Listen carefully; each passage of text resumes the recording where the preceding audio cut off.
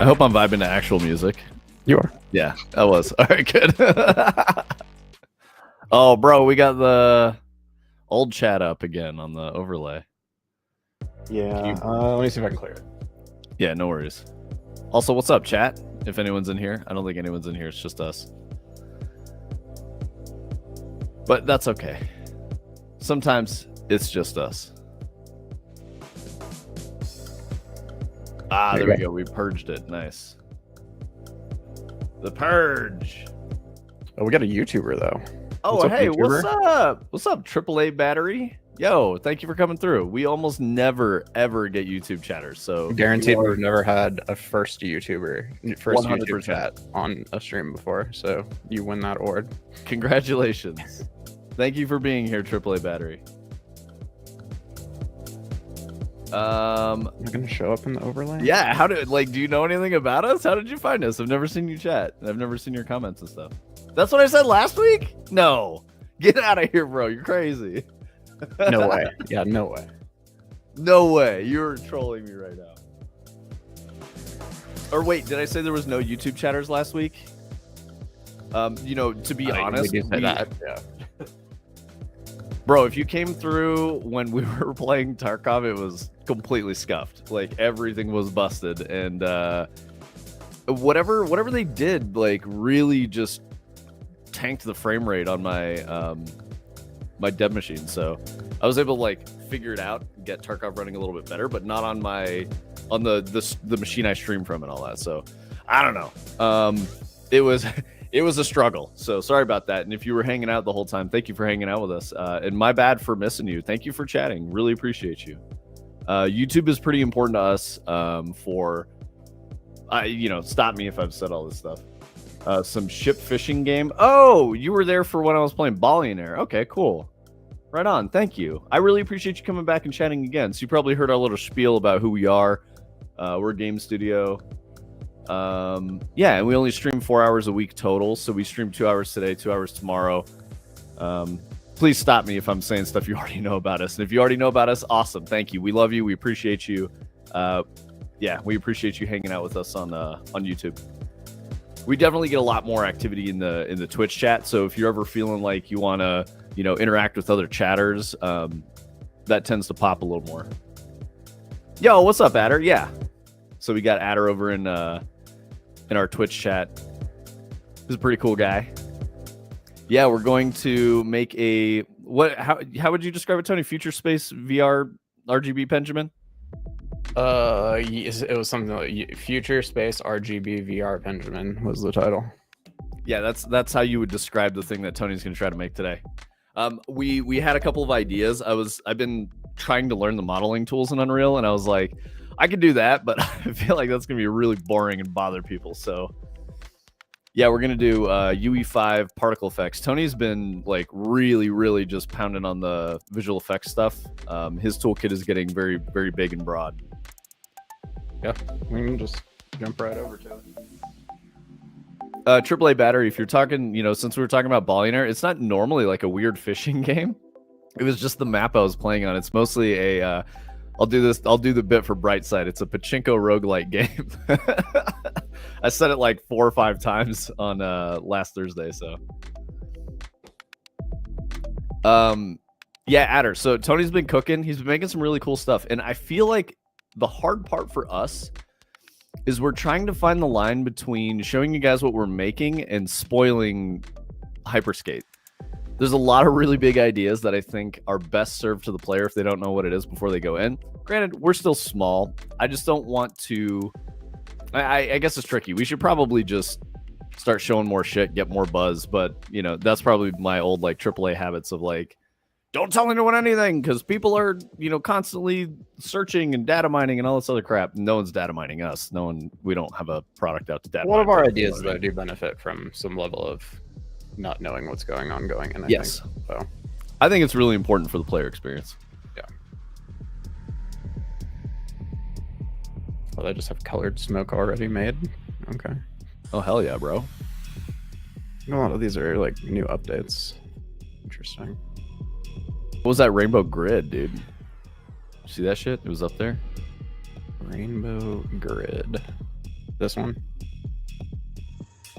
Yeah. What is that shit?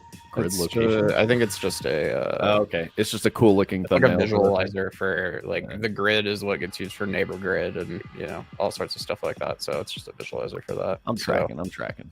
I'm thinking this one's tempting. I think it's probably going to end up coming out of a circle, which maybe we could look at changing, or we go with like something less developed and try to make it rainbow ourselves, but also something maybe that would behave a little more like our end result, like one of these.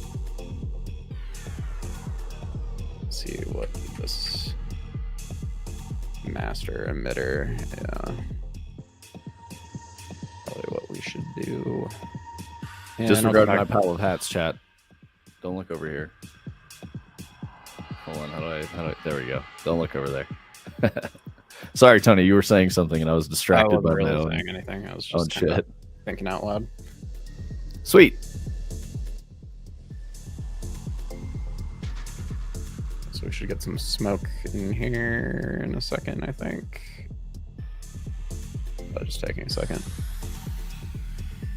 Yeah, no worries, dude. We're gonna go. So, chat, I was looking up some video games news. It is a slow day. Headlines I'm seeing are like about the Insomniac Games president and founder stepping down. I don't think anyone really cares about that too much. I don't know. I could be wrong. Maybe people care. I don't care. I'm really bad at following like what people are doing and who they are unless it's like some huge scandal thing. I don't know. I don't care about this stuff. Kingdom Come Deliverance 2. I guess there's a roadmap for that. Pharrell did a fashion event apparently that opened with the Final Fantasy VII theme song. I guess that's video game news. I don't know, chat. And it is a slow day. Yeah. A Pokemon TCG Pocket player spent $8,500 since every day since launch or something like that. So he's collected 50,000 cards in the Pocket game. I guess that's news. Let's see what IGN has.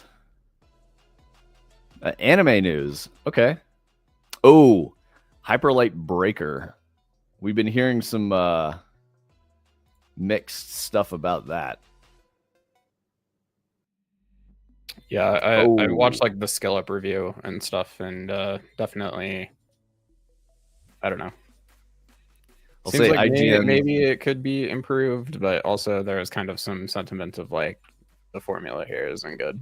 So I don't know. Okay, Striva. Interesting. New Tyranids. Let's go. Okay, interesting. The Hyperlight Breaker review on IGN is probably best summarized with their title. Currently, this roguelite feels hyperlight on content and the wrong kind of broken. That's pretty much what everyone's been saying on Twitter. That sucks. I really liked Hyperlight Drifter. I thought Heart Machine did a great job on that. I don't know what happened. That was one of the things they talked about in the review too. They just like he put up like the opening cutscene of Hyperlight Drifter, and he's just like, look at the art style and the vibes and the atmosphere and the settings of all of this. He's like, none of this has translated into this new game. It's really sad. Yeah, that's really weird. Hyperlight on content is rough. Yeah, it is. That's a savage review tagline. Dead publisher issues? It's possible. Honestly, I haven't really been following them because as soon as I saw that Hyperlight Breaker was like 3D, I was like, why did they do this? They had like a really good style. They should have just made Hyperlight 2. I don't, I get it as someone who makes games. Like, you want to make a new thing.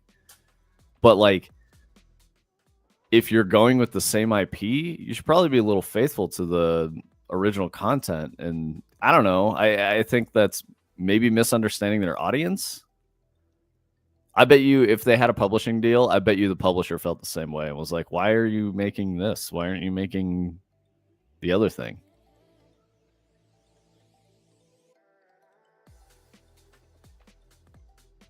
Yeah, this review is not positive, so I'm not going to read it.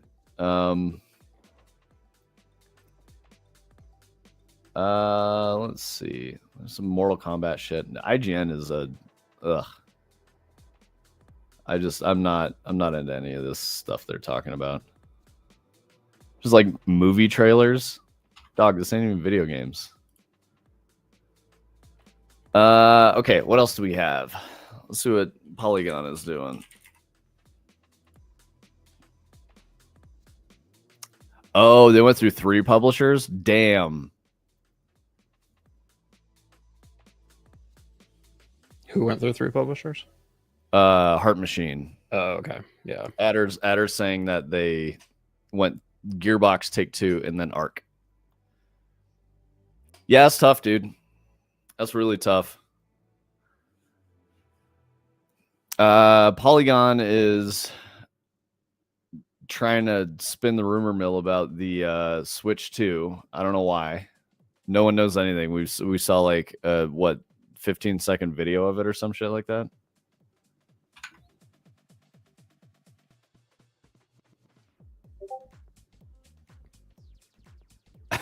One of the Polygon articles is the weakest Donkey Kong country is still pretty great. What the fuck, dude? This game kind of sucks, but you should play it. Like, the weakest Donkey Kong country, in my opinion, if you don't count like the more modern versions, is so tough. Maybe it's either 1 or 3. 2 is a masterpiece, but I was never a Donkey Kong Country guy, but no, I feel you. Very popular games. Just had really good like vibes and art style, and well-made games. AAA Battery says Donkey did a video about Donkey Kong. All right, I want to watch that. It's like about how Donkey Kong Country Returns is returning or something. He's doing some like double returns fun joke. Returning to Donkey Kong Country returns to defend Donkey Kong from the haters. Yep.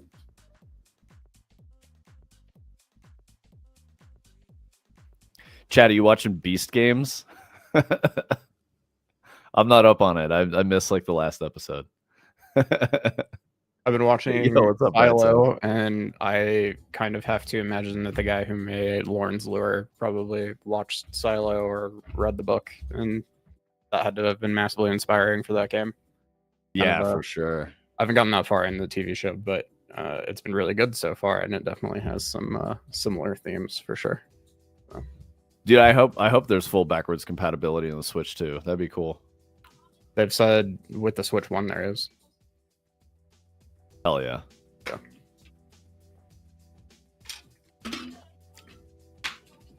Let's see. Okay, I'm learning that I can't use Niagara fluids with forward rendering, so we're gonna approach this differently so that it will work in our game.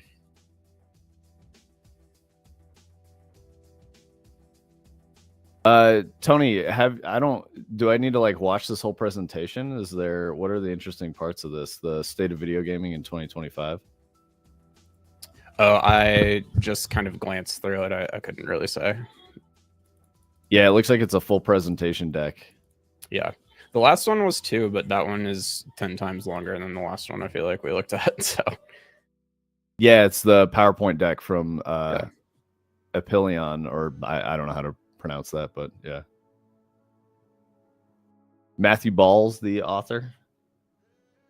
Yeah. Here, I'll just put up on the screen what he's talking about here for a second. I don't know if there's a way to not. Yeah, it's gonna full screen my entire computer. Maybe here. Nope. You can advance the deck. Yeah, I was just trying to make it bigger, but oh well. It's a bit biased and skewed. Okay, I'll check it out. Offline, unless you guys want to like look through it. There's like 223 slides in this deck. Yeah, which I just thought it was interesting because I saw a lot of slides like this that just kind of showed that like spend on gaming and overall like revenue and popularity and stuff is just like going up at a pretty dramatic rate. It seems like almost across the board. It's leveling out a little bit over 2020 because we were all stuck in our houses, of course, but yeah, it seems like it's definitely still trending in a good way, even though, it starts going into a lot of like layoffs and stuff. So I haven't looked at it closely enough to really be able to speak to it too closely, but I thought it did look interesting. Okay. Adder's saying that, it's yeah. It seems like it's good stuff and he's missing data, but his points are still valid.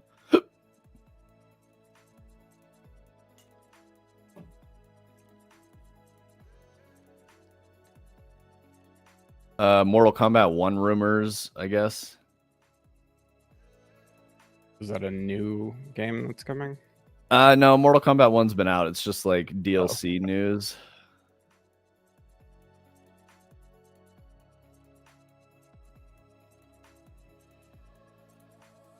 Who the fuck is Brandon Sanderson?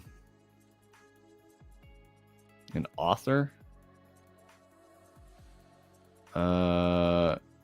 He's writing books.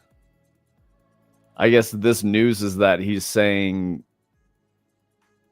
gamers, like streamers and studios, can't make stuff out of his work.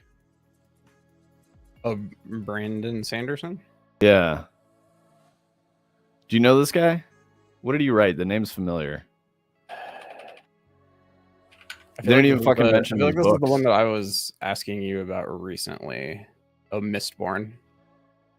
Mistborn, that's it. Yep. Yeah, and I think people have mentioned Mistborn. I want to say it was Striva or Shooty mentioned Mistborn because we were talking about books. We talk about books often. He says studios and streamers aren't ready to adapt his work. Yeah. The Stormlight Archive. Oh, that's the one that Stephen Ulibarri commented on my Twitter when I posted the neighbor grid thing. He said that it reminded him of something in that. What was it? And I had to look it up, and then I was like, oh, yeah, that makes sense.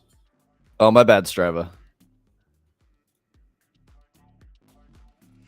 Yeah, this might be like I might be conflating a conversation I had with Tony about it. Because we definitely talked about it on let's see. Zeter. He said Shadesmar was specifically what it had reminded him of, and he said it was from the book Words of Radiance, which I believe is in that series. Interesting. Yeah. It's all coming together.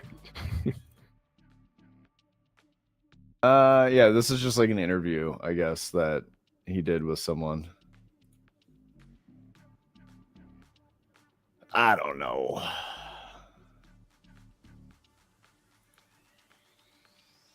Disney villainous games? Okay.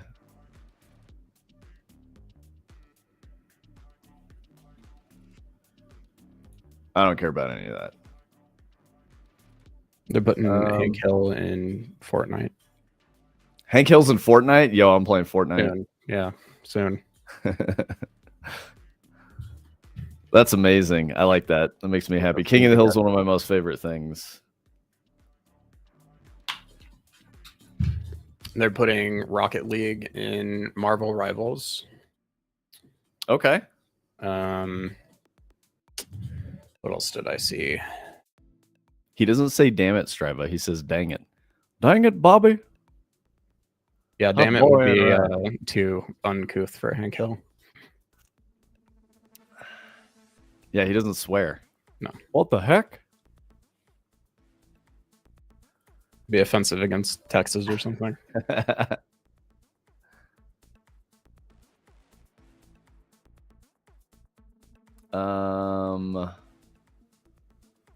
I guess there's some hype on VGC about Civ 7.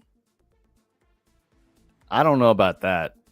As a lifelong Civ fan, Civ 7 looked very weird to me. I watched their whole like 2-hour presentation thing, and I was like, I don't know, dude. We gotta wait and see. It's so different from any of the other Civs that I think it'll be really weird. But it could be good. Might be fun. I don't know. I'll probably try it.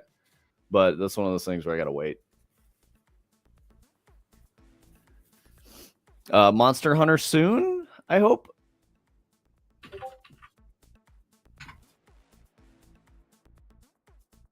I really hope Monster Hunter soon.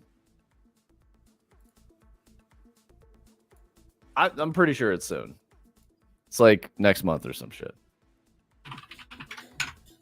Striva. Striva's trying to convince me that Hank Hill says, damn it.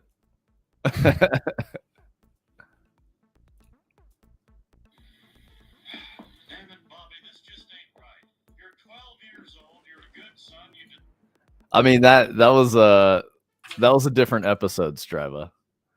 That was when Hank was like, I gotta teach my son to be a man. We're gonna go hunt animals, and it goes completely sideways.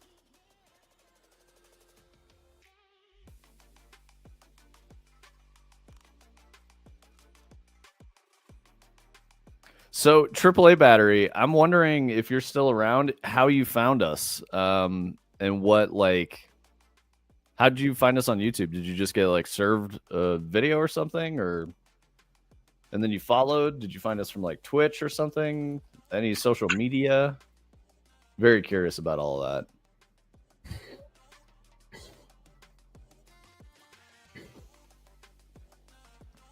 Oh, Tony's got some smoke wisps going.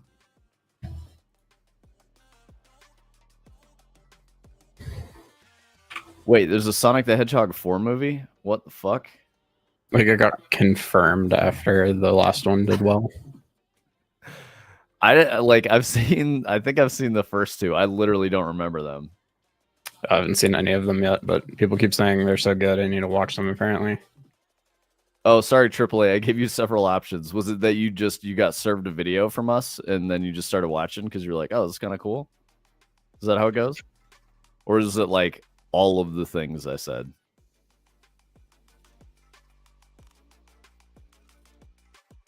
It's useful information. It helps us know like where things are working and what's not. Good for game movies, all right in general. Yeah. I don't know, man. The Sonic movies are weird. I didn't hate them. I liked them a lot, but I thought they were a little weird.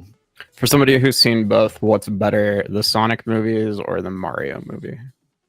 So I will say the Sonic movies are somewhere in between the damn it, what is his name? The old like 1988 Mario movie and the new one with Chris Pratt. The Sonic movies are somewhere in between. I will say that I think the Chris Pratt Mario movie was really good. I liked it a lot. I thought it was wonderful. It was perfectly Nintendo in my mind. I can understand why some people don't like it, but for me, I thought it was great. Yeah, it's a huge range AAA battery. Like that's it's somewhere in between that. But I mean that sounds like a positive description to me, because I mean obviously the 1980s Mario movie is a little questionable, but like I don't know. I don't think the new one is amazing either. So somewhere in the middle would be good.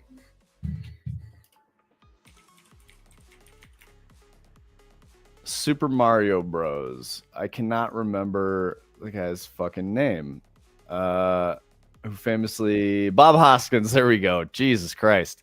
So Bob Hoskins was like, I think his comments on that movie were like, I was drunk the entire time and I hardly remember it, and it's like a stain on my career. Better than modern? No. I said the other way at her. The Chris Pratt one's definitely better. Super Mario Bros. From '93 was not. It had almost nothing to do with the video games. What's up, Pyro P123? Pryrop? Welcome to chat. Yeah, no, don't worry, Adder. I'm not completely insane. Only a little bit. I like cool things, and I thought the new one was good.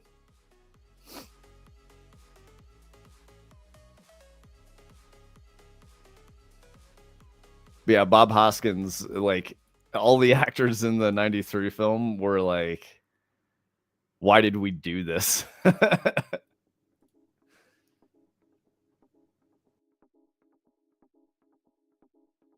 Oh, y'all excited for a Netflix price increase?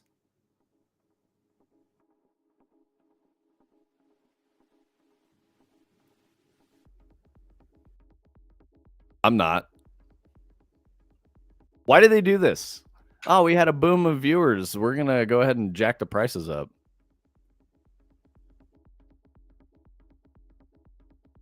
It's always just a math problem. Like if you go, okay, we have 100,000 subscribers to make it a nice, clean, easy number, and they pay $10 a month, then we're making $1 million a month. And if we up the price by $2 a month, then we could lose 20% of those customers and break even. And if we lose less than 20% of those customers, then we make more money than we were making before. I hate that. I hate it so much. Capitalism.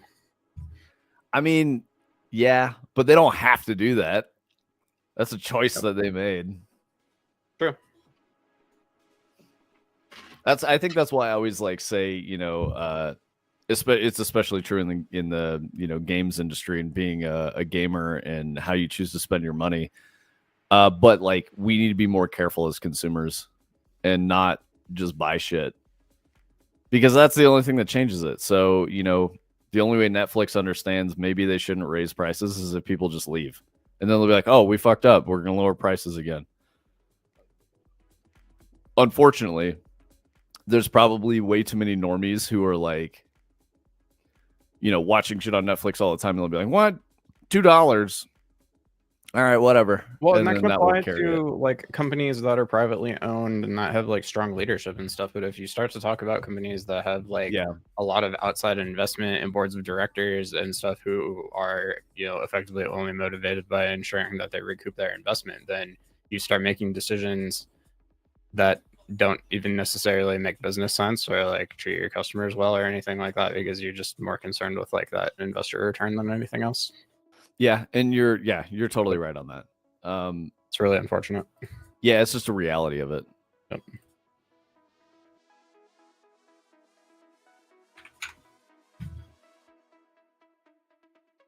Polygon's telling me about Pikmin 4, and I think that's been out for a very long time. I like Pikmin. I'm a Pikmin. I was just gonna say, do you like Pikmin? Yeah, Pikmin's dope. Pikmin's good. Yeah. It's interesting that nobody has ever really knocked Pikmin off before. Yeah. You know, like there's a knockoff of pretty much every game ever made, but I can't legitimately think of a Pikmin knockoff. Yeah, I think you're right on that. Pikmin movie? Yo. I mean, I'm kind of down. I'd watch that shit. Yeah, Adder, I saw the 93 Super Mario Bros. In theaters. My dad was pissed. He was like, why the fuck did we go to this? This shit sucked. Dude, I remember like it being on TV and being like old enough and familiar enough with Mario to just kind of be like watching it and not exactly know what was going on. But every once in a while you'd catch them say like Koopa or Bowser or Mario or something.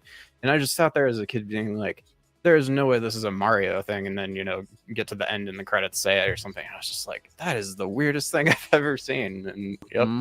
Because, you know, the internet didn't exist. Like, I didn't even know that was a thing. It was wild. Yep. Oh, Sparkle says she needs a Viva Pinata clone. Yeah, I think that's... Wait, there is one. I'm pretty sure there is one. I kind of think there is one, too. What is the gameplay loop of Viva Pinata?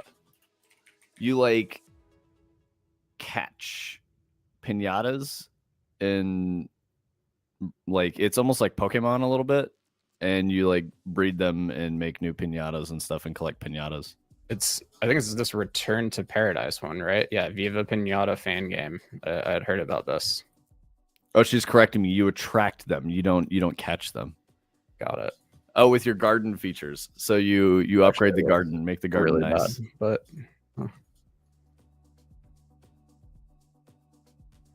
but yeah, they breed. They like the pinatas reproduce. Are they? Maybe I'm wrong about that.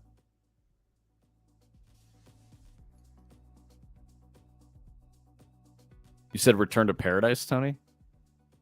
I feel like I've heard about like people making a Viva Pinata fan game, but that one looks really bad, so I don't know if that's it.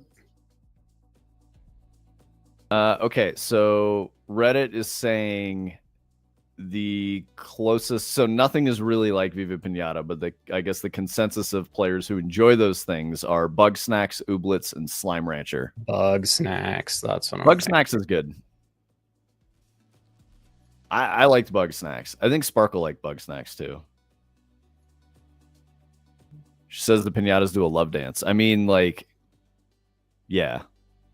What do they refer to it in The Sims as? Like woohooing or something? Yeah, I guess so. Yeah, what is it called, Sparkle? Resident Sims expert. Our senior Sims correspondent. Yeah, woohoo. All right. Yep. I hate that. Simlish drives me crazy. It's like almost real words, but it's just not. The Sims is another one of those games like Roller Coaster Tycoon that's like, it's kind of like that meme that's like, how do we make this now? And it's like, we can't, we forgot how. Yeah, exactly. Like some dude crushing it out in assembly and just making something amazing, and it just doesn't happen that way anymore.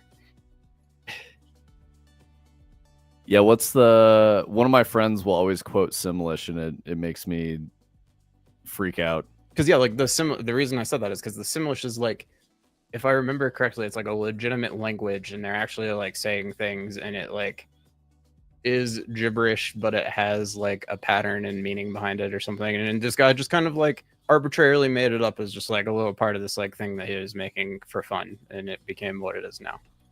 Will Wright, yeah, I think so. Will Wright was one of the goats.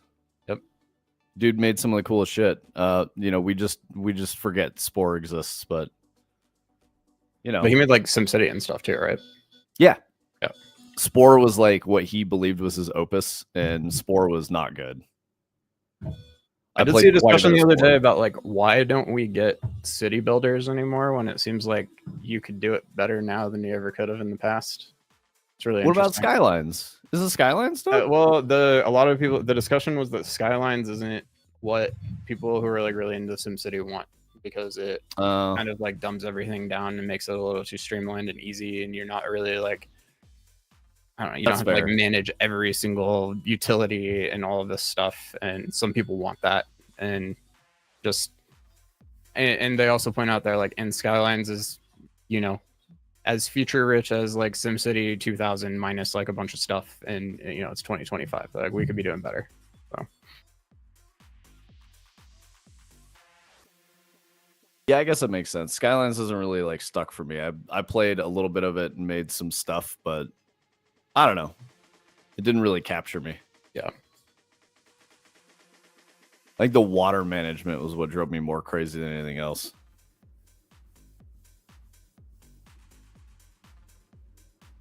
Minions speak Strava. No, I don't mess with that. What was the OG Roller Coaster Tycoon 4? Like, what platforms was it on? That was on what was the Tycoon before it became roller coasters? Oh, so like Tycoon was a whole IP that Sid Meier made. Yep. Sid Meier's the Civ guy. So I think the first one was Railroad Tycoon, and it was loosely based off of his Pirates games, which were interesting. I know Sparkle's played a bunch of Sid Meier's Pirates. Sid Meier's Pirates, I was not that into, but I remember a lot of people thinking it was kind of amazing. Yeah, like I've watched Sparkle play quite a bit of it. It's pretty fun. Not for me, but you know, I like watching. So I was thinking about this the other day. I was watching like Northern Lion, and he was talking about how you know, people in chat are watching him play video games, right? Because they were calling him like a degen for like playing video games all day. It's not a real job or something. And I'm like, as I was thinking about it, I was like, yeah, it probably is a little weird. I'm not trying to throw shade, chat. I know that there's a lot of people in chat who enjoy this. This is totally valid. I also enjoy, you know, watching people play games. But I'm a game designer, and like it's my hyper focus hobby. Like I am very, very into games. So I was thinking about how like when I watch it, and when I watch streams and shit, and I tell other people my age that I watch streams, they're like, what the fuck? Like, what are you doing with your life? And I'm like, well, this is my life, you know, like I make video games. I'm very immersed in video games, and I know that it's difficult for you to understand, like, but that's why, and it makes sense. So I'm rambling a little bit, but I was just thinking about the whole system and how it doesn't make sense to anyone who is not interested in it, and you know, they consider it like brain rot. I think watching Twitch is very different from like a TikTok video that has, you know, Minecraft parkour in the top frame, and then you know, a podcast in the bottom frame, and they're not even related in any way. That is brain rot. That's not good for you. But watching someone who's entertaining you doing a live show while they're playing a video game is very different, in my opinion, especially when you're engaged in chat and you're, you know, like what we're doing right now, I think is very different from that stuff. So I wouldn't consider this brain rot. I don't know. I guess I'm just saying it's interesting. It's almost like a cultural inflection point, you know, the whole live streaming thing. There are people who get it and there are people who don't. Let's see. Very much worth the $80 price tag. No pirate game is better than the Skull and Bones. Yo. The first quad A game. It should have been more, says Brightside. It should have cost more than $80. Yo. Yeah, the boat physics in, you know, the bug and glitch compilations I've seen are real good. Sat back down and saw Roller Coaster Tycoon mentioned. We're stating that that it is the greatest game ever made. I'd throw hands over that. Yo, I feel that, bro. I played so much Roller Coaster Tycoon. I really liked doing the things where like you had to reach a goal, so you like trap people on your ride, not let them out. That's how you could get like enough people in there, because like all park attendees get stuck in one ride. It's just crazy that like all the people in your park have like a name and a personality and thoughts and feelings, and they're all tracking like their mood and their hunger and stuff. And you know, it was made in the 90s and ran on Windows and stuff. Like, insane game. It's so good. It was written in assembly. I did know that. Yeah.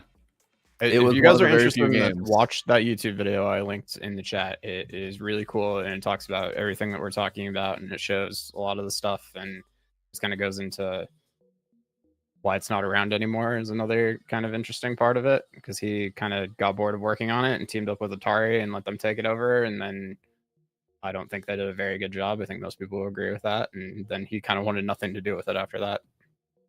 And then he made another game that was like about trains that looked like it was the same, but I don't think ever got as popular. Adder says he stays strapped with Roller Coaster Tycoon. Got it on the phone, the handheld, and every PC. Yo, keep that thing on me.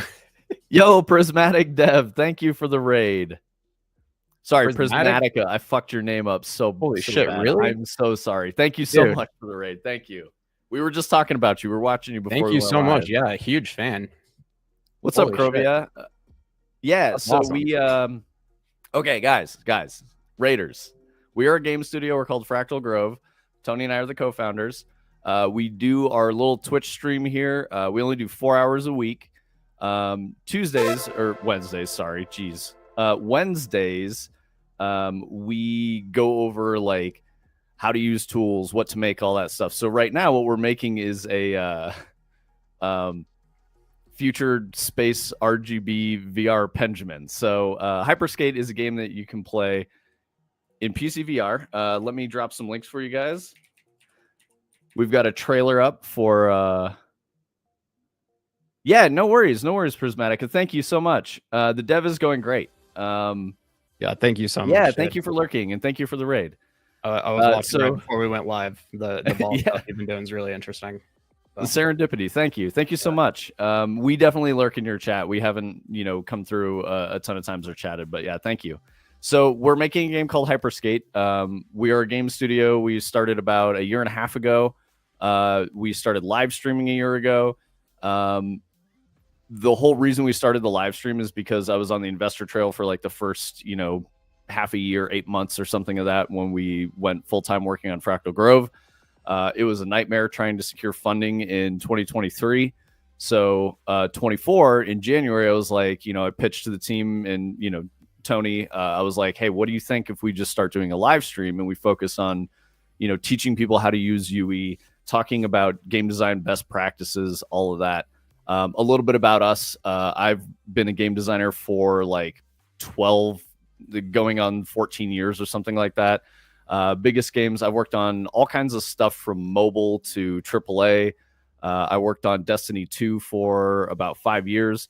If anyone's familiar with Destiny 2, my biggest content to hang my hat on was the Whisper in 0 Hour. So if you look back here behind me, wait, where am I going? I'm mirrored right here. This guy. So this is a prop from Destiny 2 from the Whisper. This is the sniper rifle you got when you completed the mission called the Whisper of the Worm. But yeah, so I worked on a couple of other games since Destiny, and in 2023, Tony and I decided hey, let's go full time on Fractal Grove. I just finished working on a game called Return to Moria with Free Range Games. I was a lead designer over there. Oh, we got the rainbow smoke. Let's go, Tony. Bit, yeah. Sorry, I got super hyped, chat. Yeah, and we got bangers in the background. That's what we try to do. So we stream on Twitch and YouTube simultaneously. Every time we stream, we have a pretty complicated stream setup. We're in different physical locations. Yeah, and so if you have any if you want to know anything about streaming and helping your setup get better, ask us that. We have a Discord that is a great place to keep in touch with us. There's a lot of creators in there, some really cool people. We got people like Brightside, who's making their own games. Brightside's got a game called Silent Sonata up on Steam. Brightside is dope. What's up, LFQ? Love seeing you, homie. We just got rated by Prismatica Devs, so very cool. We got some new chatters in chat. Really cool having everybody in here. So yeah, I'm trying to go over all the things. But yeah, we're making a. So I guess the point is, I'll talk about what the VR penjamin is. So in Hyperscape, we were thinking about this mechanic where you recharge your boost and you can go even faster. So in Hyperskate, you are in VR, multiplayer, PC VR, created in Unreal. You are traveling over a real 40 by 40 kilometer landscape based on geographical height map data. We're from Colorado, so we've got some Colorado mountain range that you can surf, snowboard on, and all of that. Unrealistic speeds on a hoverboard. So you could do 300 miles per hour, jump super high in the air. It's about exploring and, ripping sweet lines, having a good time, carving down a hillside. So really cool exploration moments, some character progression, stuff like that. So in this, if you're boosting and you're going even faster than normal, how do we, we've been thinking about a mechanic to sort of limit that and give players some sort of progression. So thinking about it, how do you refuel your board, right?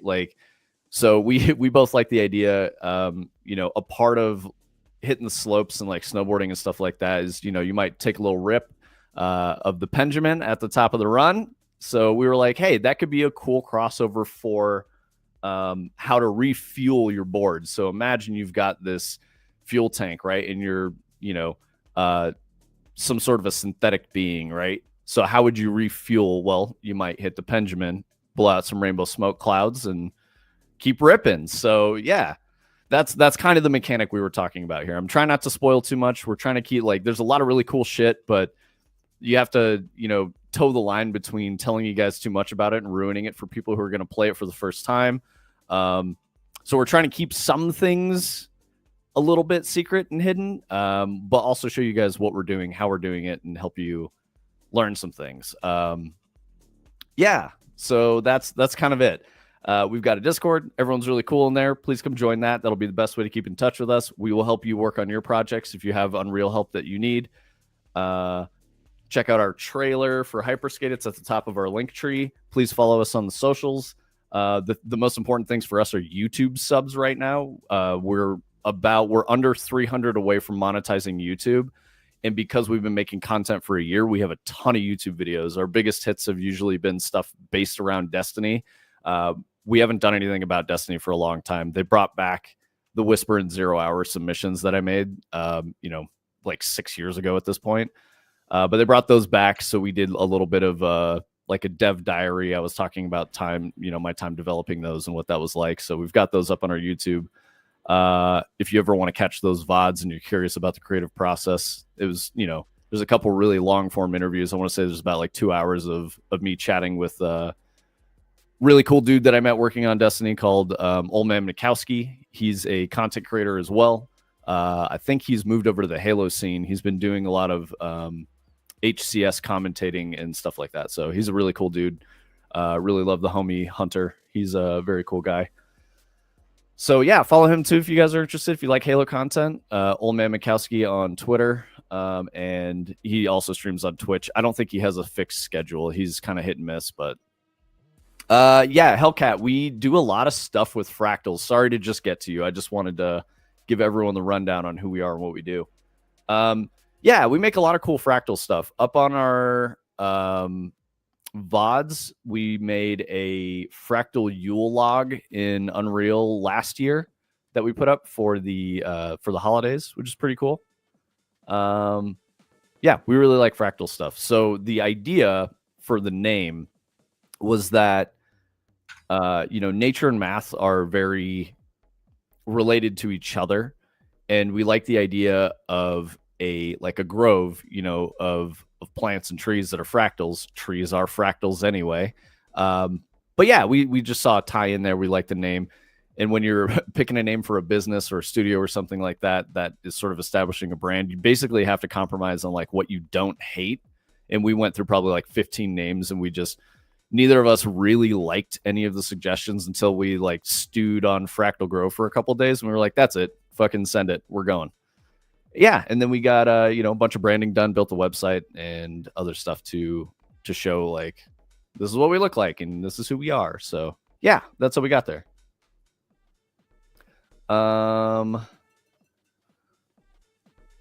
Prismatica Dev, you were blushing? No, dude, we're blushing. we were literally talking about you before stream. It's so fucking cool that you rated us and came through, man. Okay, so Crovia asks, and I'm sorry if I'm saying that wrong, if it's like Crovea or Crovy, please correct me. I don't want to say your name wrong, every time you're in chat. But the financials of VR games. So it's interesting. One of the reasons we chose VR is because we really like it. We think it's very cool. The current gen of HMDs are in a really good place, especially with the Quest, for getting people into VR. So at that price point, you get an amazing HMD. I've got a Quest 2 and a Quest 3. So my Quest 2's here. I dev on the Quest 3 normally, but yeah, we do this for Hyperskate. It's just a part of the process. You get in there and test things in VR when you're building them. So at any rate, looking at the landscape, there was something like nearly 3 million Quest headsets out in the wild. So that's a pretty big market. And if you look at the titles that are the most successful, there's far and away there's like 6 of them that really own the space, and you'll know the titles, like you know them if you've ever played VR. So we believe we can make some quality products in this space that are different from the other experiences. One of the core tenets of how we want to dev in VR is to move away from a lot of the motion control stuff. Pretty much everything is like you stand in a room and do stuff that you would do in real life. So it's like a VR experience, and then there's video games. We want to get closer to the middle where you can exactly Beat Saber, VR Chat, Blade and Sorcery, Bone Lab, Gorilla Tag, Half-Life Alyx. You know the games. You know them. We know them. We've played them. Walkabout Mini Golf, I think, is probably one of the most polished experiences in VR. If you haven't played that, it's incredible. I read that you just recently broke your CV1, so unfortunately you may not be able to. But if you want to get back in, grab a Quest 2 or a Quest 3S. Really nice product. If you want to get the better one, go for the Quest 3. You could also get an Index. They're really nice, but I think Index is sort of end of life, and you might want to wait for the next Valve HMD.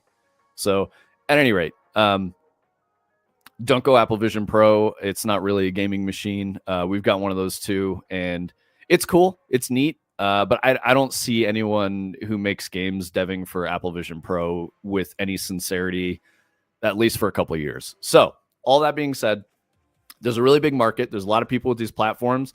Everyone's playing the same like 6 games. So there's space for us to get in there. And if we think about it in a way of like, I want to have a really cool VR experience, but I like want to lay in my bed, or sit on the couch and do it just like I'm traditionally gaming for a couple of hours.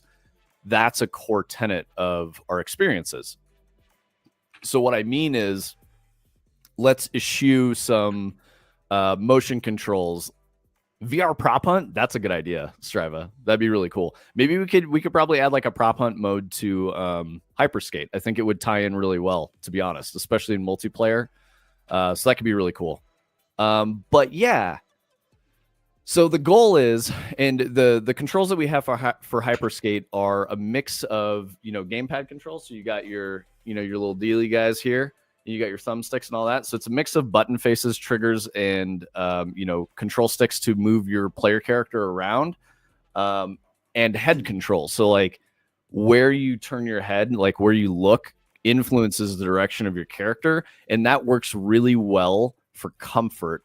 And what I mean by that, in VR, one of the biggest issues and barriers for VR experience is that people can get really nauseous or motion sick because your sympathetic nervous system doesn't process it as well. So like your orientation and how you feel as a human being is based a lot on your senses, your sight, your kinesthetic sense, all those different aspects of how we process information with our brains. When you put on a VR headset, it disconnects a lot of those. So we think, and in our experience playing Hyperskate, we've experienced this as well. We think that if you make it more of a traditional game, that there's definitely a way to get through that and have a more like protracted gaming experience that's really rich and fun without standing up in a room and like swinging your arms around and getting really tired in 20 minutes. Like, and I should say, I don't mean to say like fitness is bad or anything like that. I think the experiences are just very derivative of each other.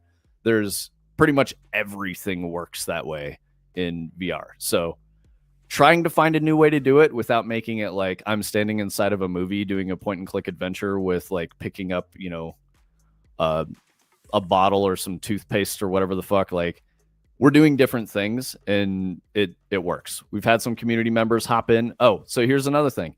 If you have an HMD and you want to play Hyperskate, we can send you a code.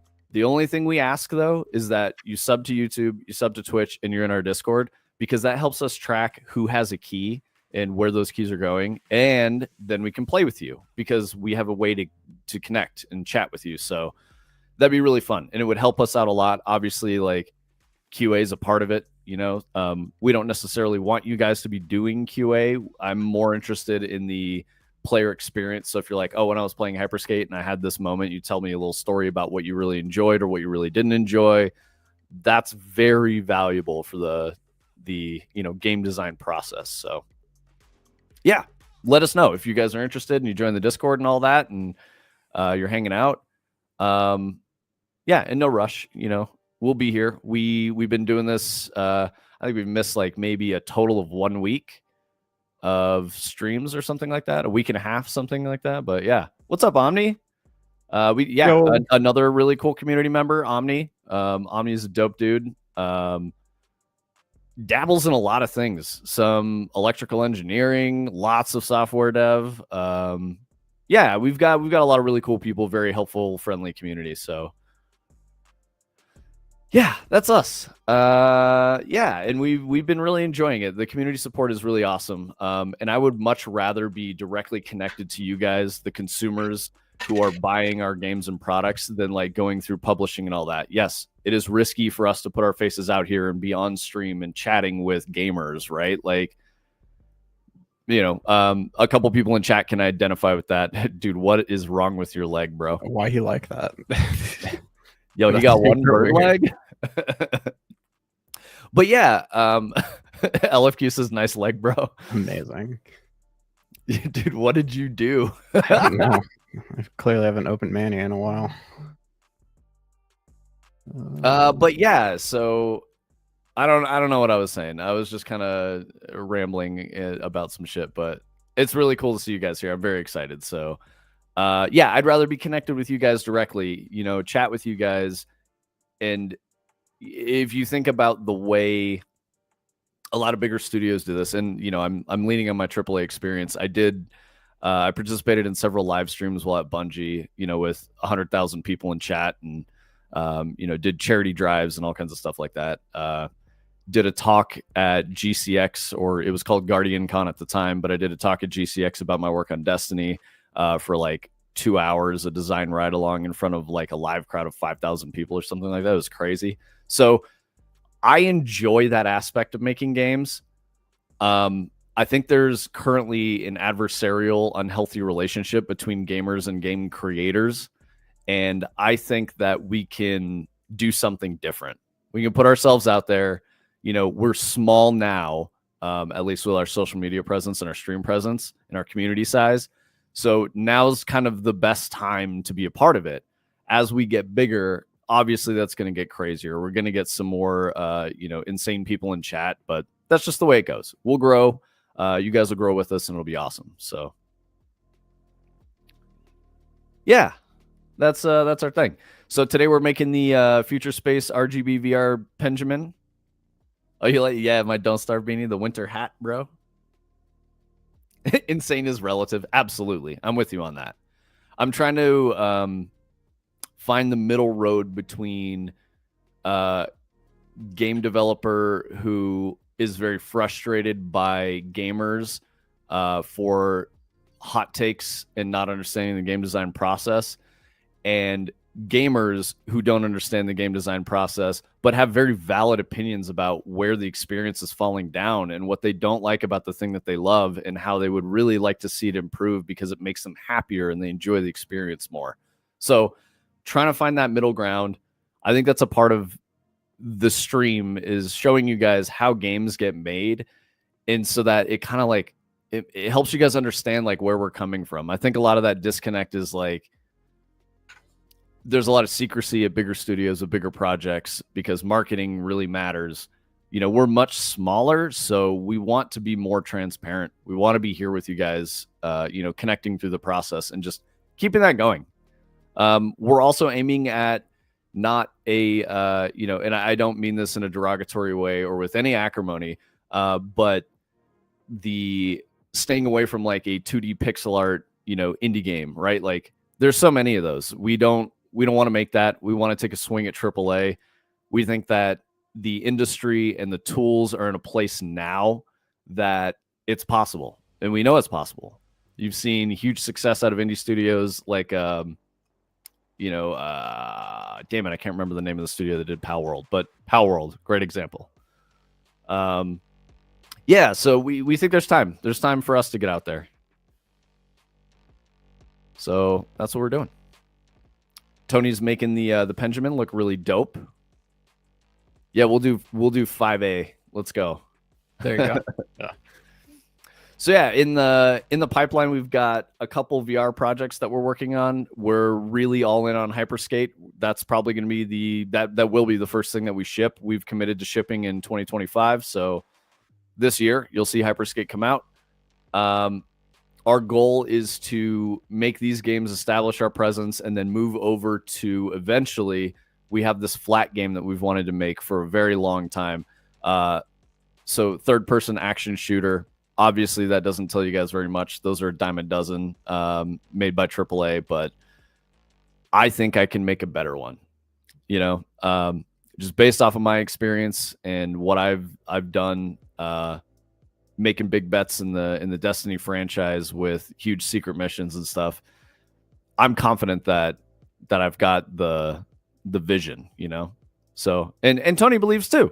Tony's my technical partner here. I don't have a lot of technical expertise, and Tony's a fucking G, and he's like really figuring everything out. So Tony's an entrepreneur, has started and successfully run several software companies.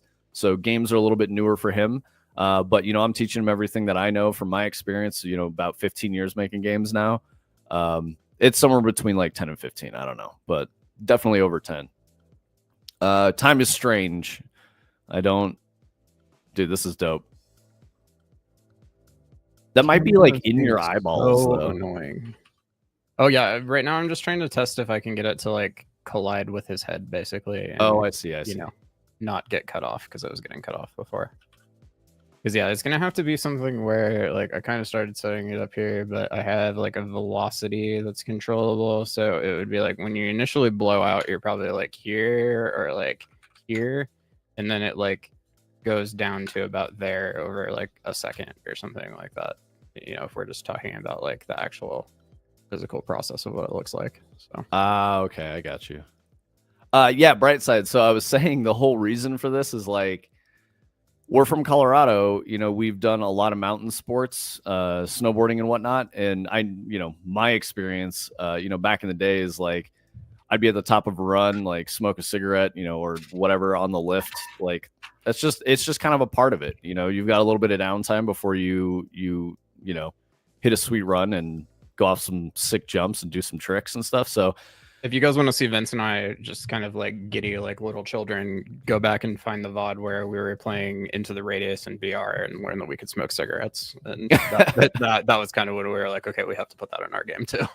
Yeah, exactly. So like obviously smoking is bad. We're not advocating for that. It's very unhealthy. It will kill you. But that's why we're trying to make it a little less smoking. We're not trying to encourage smoking. But yeah, so we think it's cool. We like it. It's fine. Oh, you're gonna go skiing, LFQ? Hell yeah! Nice. That's awesome.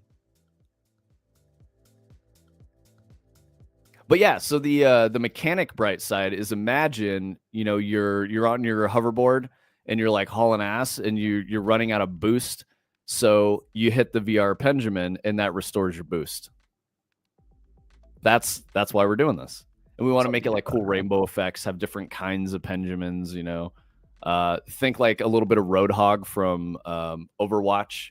He hits the gas ball, stuff like that. Like, or who's the guy in Apex that like injects himself with the thing and then can run really fast? Oh yeah, the guy with the crazy legs and he like jumps really high. The crazy legs, damn. But yeah, you know what I mean. You could tell we're Lobo or something like that. It's not Lobo. I can't remember his fucking name. I haven't played Apex in forever. We need Boom. Boom's the pro Apex legend around here. Exactly. Yeah, exactly. Brightside. You know what we're saying. You know exactly what we're saying. Maybe we should make it. We thought it'd be really.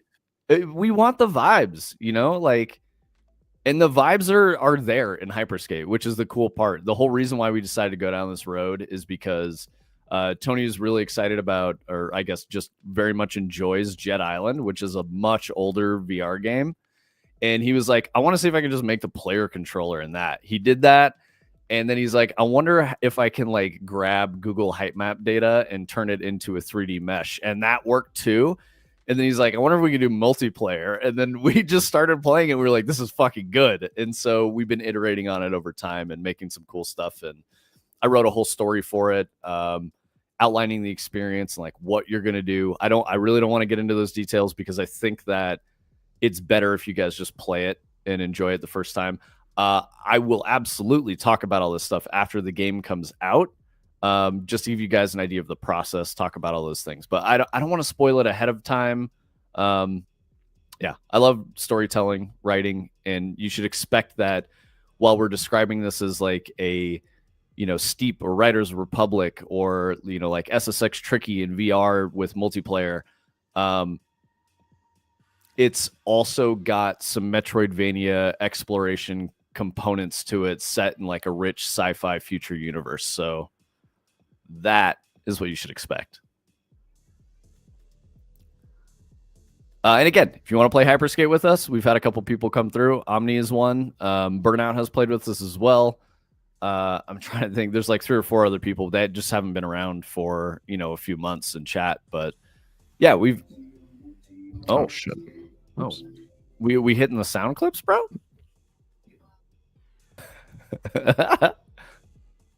Yeah, I think that was weird. We just got a sound clip. Oh, I accidentally hit the mochi button. Okay. I was trying to turn because my headset started making the sound. That's all good. I like the Mochi sound clip. Tony's got dogs, Chan and Mochi. And yeah, so we have a soundboard clip for Mochi. They're not around, otherwise I would show you.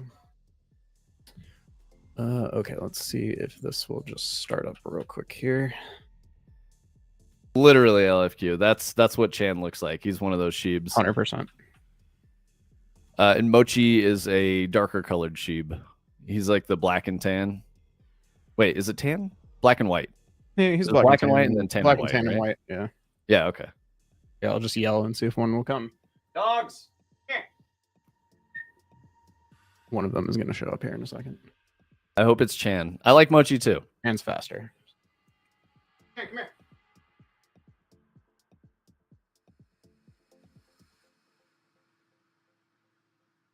Bright side, me to you. Both. So here's Mochi. Oh, there we go. There's Mochi. Oh, he's such a good boy. He's like, I don't want to look in the camera. No. Chandler's not going to let me get him. I'm going to try.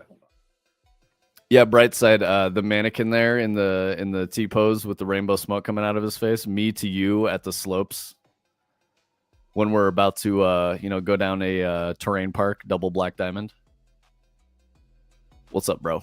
Okay, there you go. Jan. Such a good boy. Oh, bright side, we need to add that bot. If you've got it and you want to send it to us, we definitely do need that bot. Yeah, please add that bot or like send it to us so that we can add it and then we can do the pass. Oh shit, that was endless loop, wasn't it? It was, yes. My bad, bro. If you don't have it, no worries. The dog changed color, bro. It literally happened. No, he has two.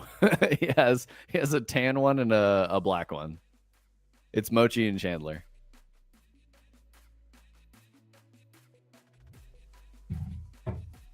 Okay, well, I can at least see it in VR and it doesn't look weird.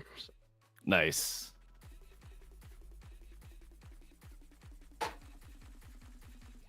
Okay, well, that wasn't too bad. Let's see.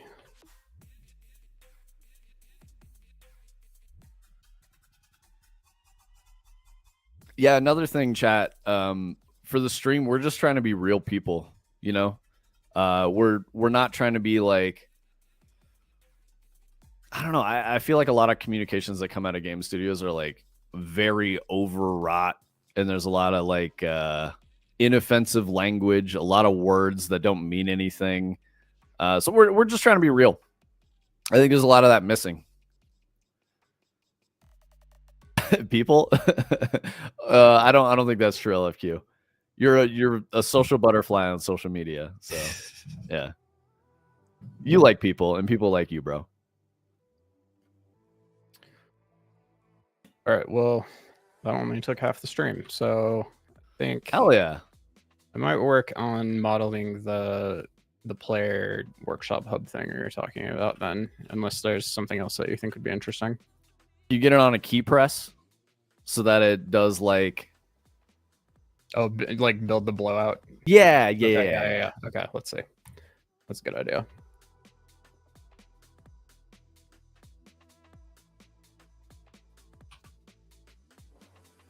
I like to do this when I'm prototyping. I know it's like not the best input handling in Unreal, but you can put any keyboard input as an event in a blueprint very easily by just typing like keyboard and then period or whatever you want. And then it's really easy to just, tie functionality to it and just kind of like run the game and hit the button on your keyboard and see if it works. And then from there, you can go back and hook it up into the input system or other events and stuff like that. But you'll see me do that constantly. Okay, so here, like I was saying before, I think we're going to end up setting the velocity to something pretty high up front and then kind of lowering it down over time.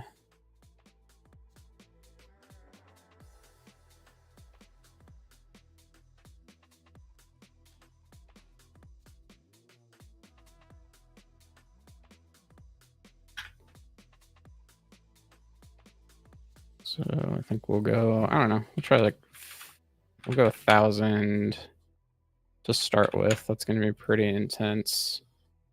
And then I think we'll set up a timer, or no, a timeline.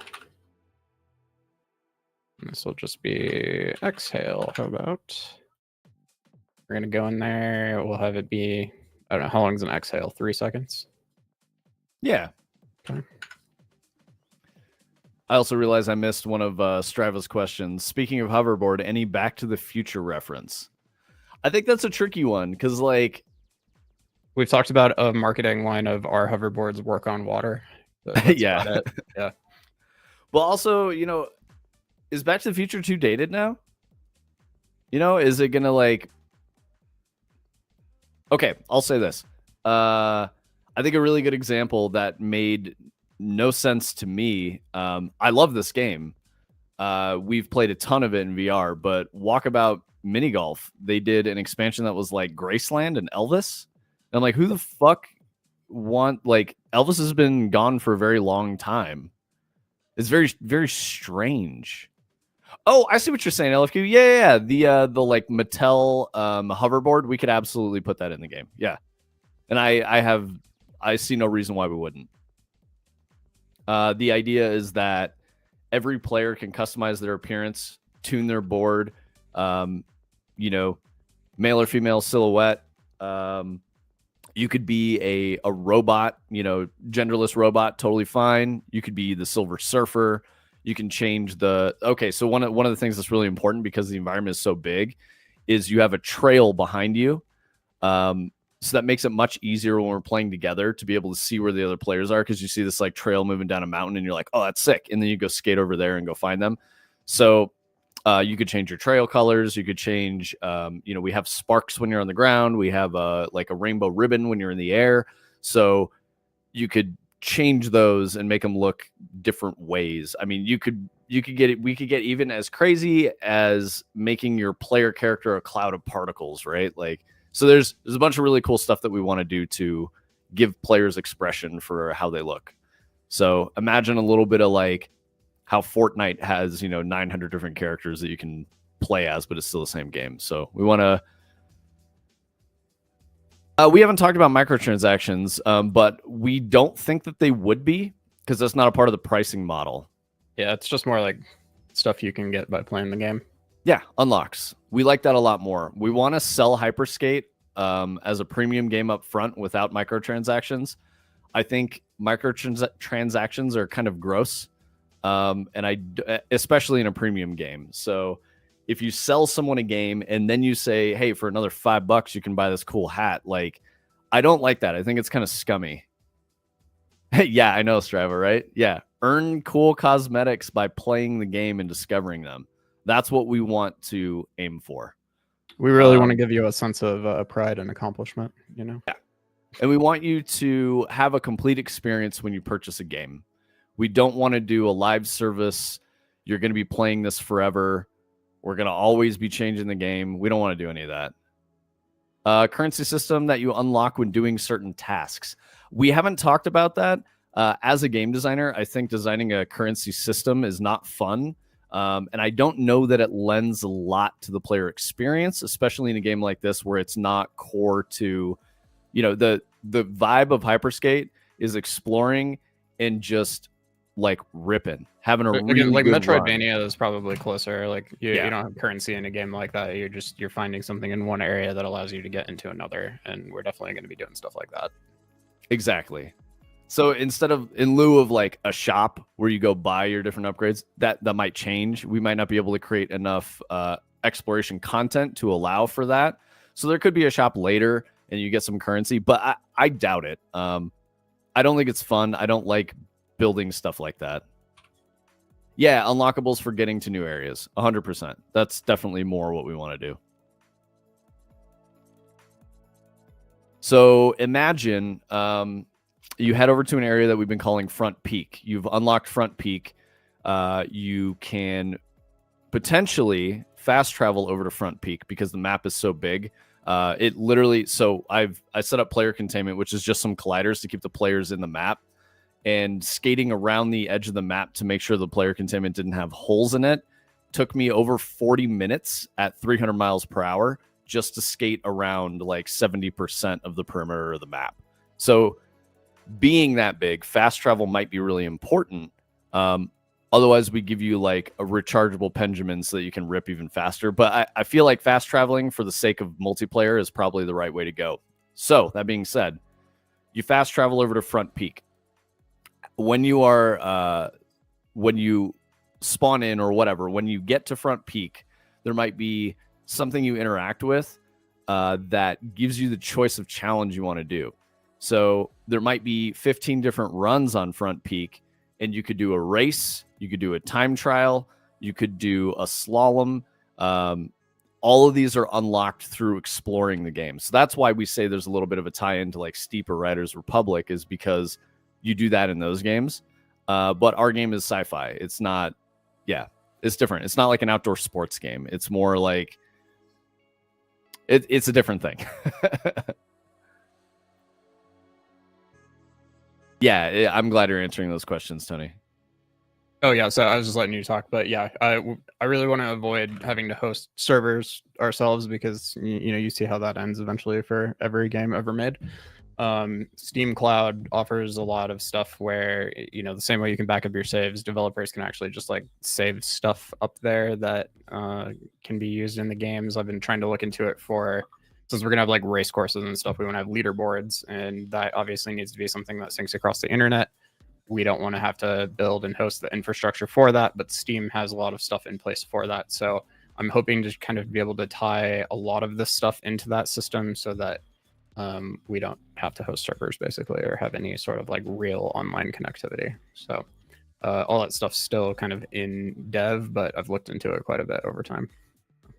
Another thing, so since we're talking about like cosmetics and stuff and how to change the look of your character, one of the things that we've been talking about, which might be a good avenue for this to give Hyperscape more legs like as time goes on, is UGC. And Tony and I have been talking about that a lot. The downsides to UGC are, if people start putting like Goku into the game, might be fucking weird. And I don't want people to see Hyperskate from a clip where like Goku's in there and it's, some brain rot TikTok clip of like Goku surfing down a mountain on Nimbus with like some podcast, speaking over the top of it. And then people go like, what is this game? I want to go get it. And then they find out it's Hyperskate, and then they realize that's UGC that they have to go get. Like, I feel like that kind of ruins it a little bit and makes it weird, and it has nothing to do with the game itself. So it's a fine line, and we have to be careful about how we balance that. But that could be a possibility in the future. Maybe we do like some kind of curation of UGC, but that's a lot of work. So like we definitely can't launch with that because we just don't have a big enough team. And all of this kind of just depends on like if the game does well and has an active community and there's people who actually want these things, because if not, then we'll move on to something else. And to your point, Brightside, that's the reason why I mentioned Goku and Nimbus, because it does sound fucking cool. But the point that I'm making is it literally doesn't fit with any of the other design of the game. It doesn't make any sense. It would if it was a pure multiplayer game that was just wacky fun time like Gorilla Tag, but it's not. There's a narrative, there's a story, there's stuff you're doing that should be, hopefully, if we execute it well, visually interesting, like really cool stuff happening and the world changing and, shit like that. Like, I think that's really important to video games, especially in VR. You don't see Goku mods in Witcher 3. Yeah, exactly. And I'm not trying to hate on like Goku mods. It's just one of the most common things. I remember back in the day playing Half-Life mods. Like there was a whole like Goku mod that was just, people flying around and throwing Kamehamehas at each other. And it was just weird because it had nothing to do with Counter-Strike.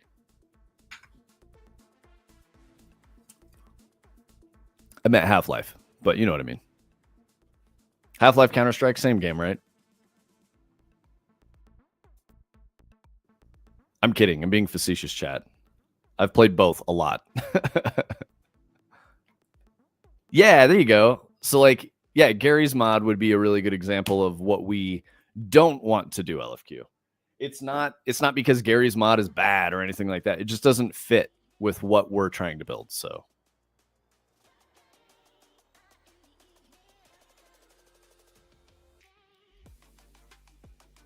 all right, what do you think of this? It's not quite right, but I think it's close. That's pretty good. It's a little thin. Can you hit it again and it'll do the... Yeah, I think you need like a broader cloud on the exhale. Okay, let's see. I think we need... So if you can make it get thicker and then go back to the thin wisp, that's probably good. I think the velocity is good though.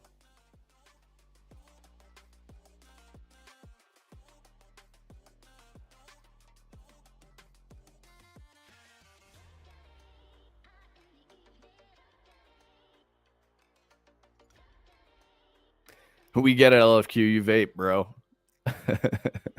I'm kidding. I'm kidding.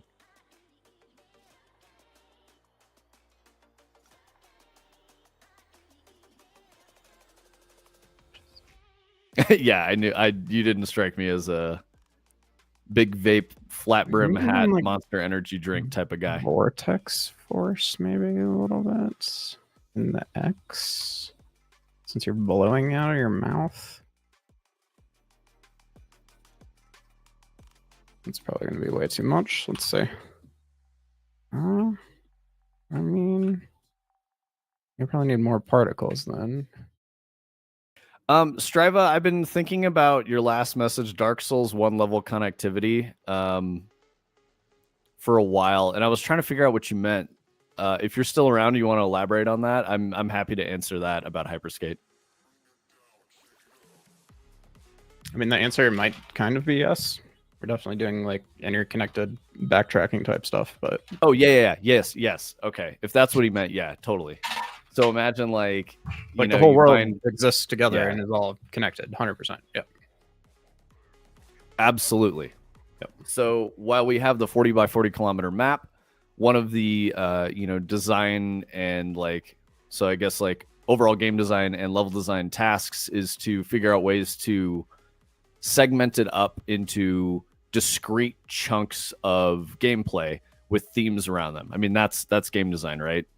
So you can have a big map, you can have a player controller, people can get in there and mess around, but that's not necessarily a game at that point. That's like a sandbox, free roam, exploration thing. So adding some context to that and some objectives and player goals creates opportunities for player affordance, which is a decision-making process that is good.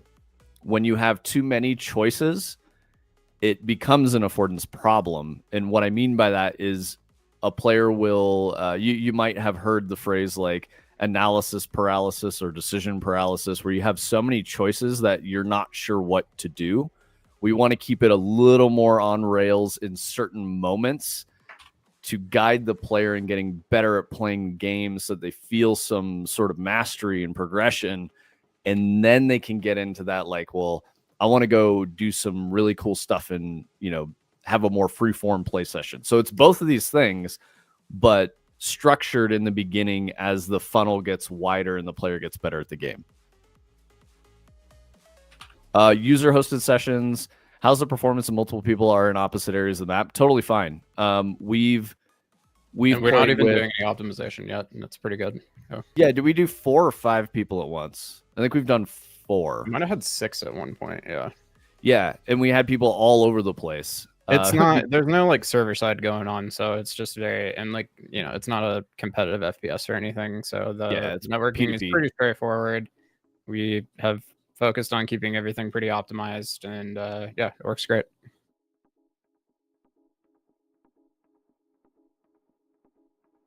Yo, Lander. Yo, lag switching. Lag switching in Hyperskate to make sure that Josh loses on the front peak run. Host kick Tony. Oh, LFQ. So really good point about 500 FPS. One of the things that's the most important for us, especially because you move at really high speeds in VR and Hyperskate, is a high frame rate. We need that because it works better for comfort. When you start hitting lower frame rate, it can start making you feel a little motion sick and like woozy, disconnected, and uncomfortable. So the 40 by 40 kilometer space we've had, what's our benchmark is 120 or is it 90? I want 120, but it's minimum 90. Yeah. Minimum 90. Yeah. Ideally, it's going to be 120. We hit that. So yeah, we go frame for frame out here.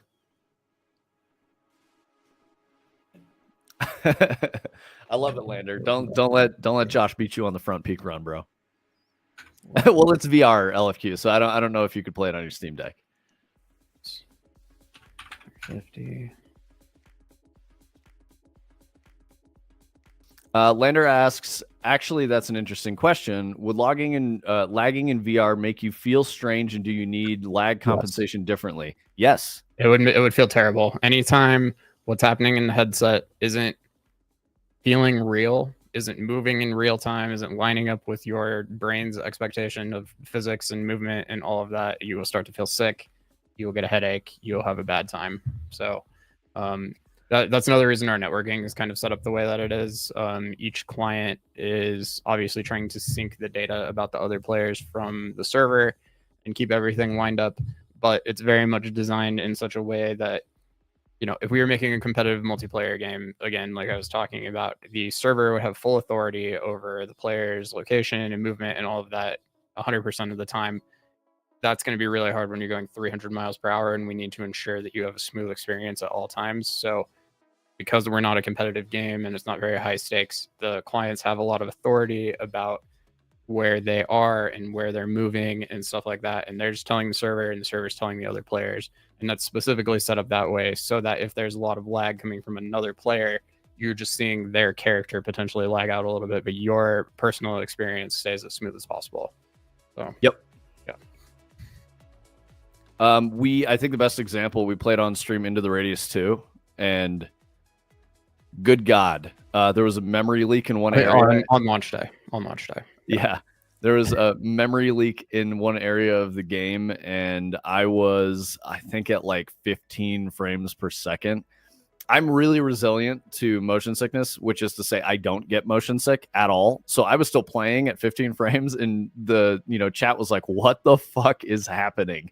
And I was like, bro, I'm just trying to survive. I'm trying to shoot this weird little block that, has these spinning chunks of metal in it, and this, mannequin dude is like trying to shoot me. So we did it. We got out of there, but we had to restart the game and all that, and it got better. But I imagine if you don't have good VR legs, you'd be like, get this thing off my fucking head right now, because I'm gonna puke.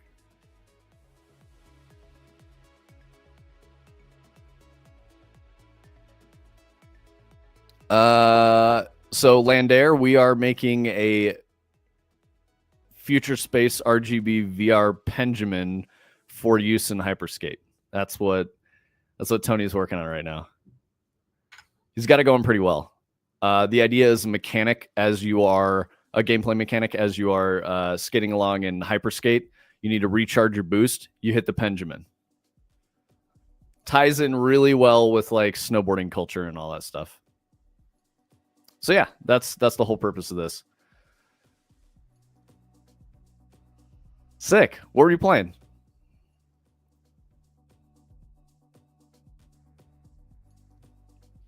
Playing a little of the old PoE? World of Warships. Nice. Hell yeah. Hopefully you won. And I am resisting my very strong urge to quote one of the sound clips from your Discord there.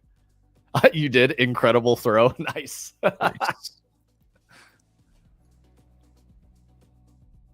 Okay, so we need to get a float from a curve.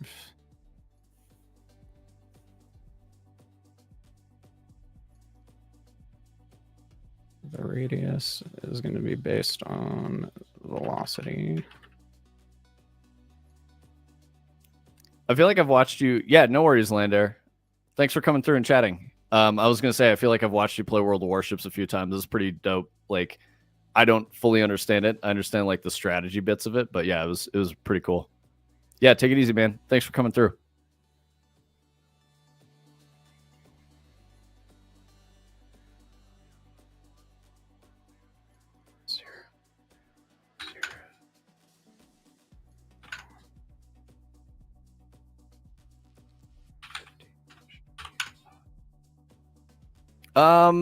If you mean like, so we haven't done any deals with anyone yet about any of that. It could be a good spot for us to drop the game, but we're not committed to a specific release date yet. It's just going to be sometime this year. So if something lines up, we could definitely drop it as part of like a Steam festival. But yeah, we're not quite there yet. Next fest in the fall, I kind of hope we're maybe ready for, but that's just kind of tentative at this point. So. All right, what do you think about this? I think this looks a little better.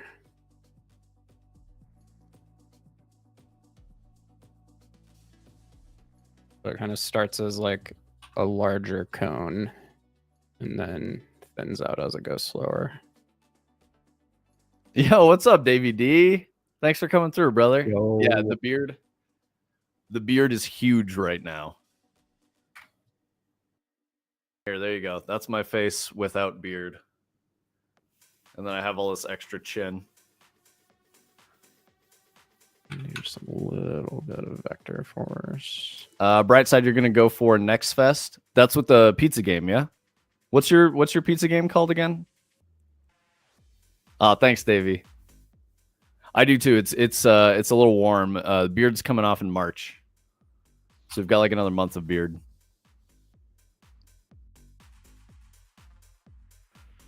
I don't know. I feel like it needs to be more like straight and like be a puff because you've got like out. You know what I mean? I don't know. You know what I'm saying?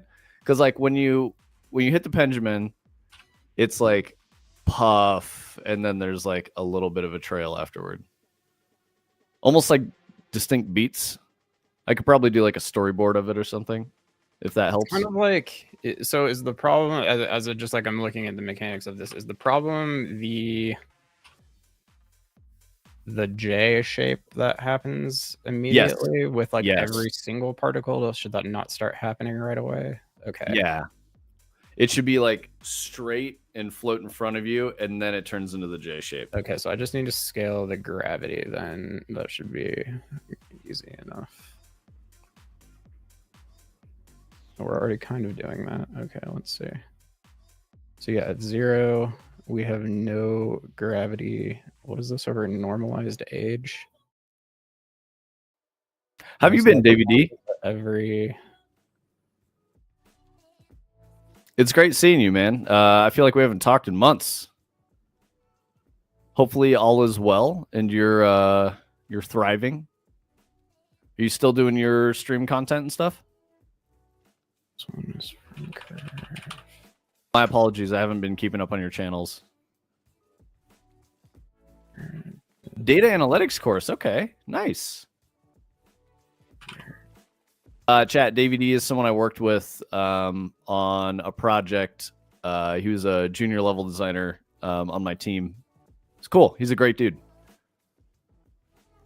Done with streaming. Oh, shit. I was going to shout you out.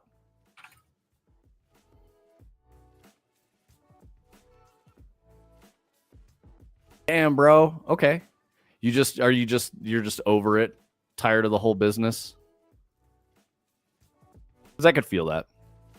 I think, like, you know, we're not professional streamers. We do this to supplement the business. So this is not our priority. Making Hyperskate is our priority. That's way better, Tony. It's getting there. Oh, that's sick, dude. What is it? You should see what that looks like in VR before you change it. Well, no, it's not doing exactly what I want. It needs to be. Okay, no worries. So let's see.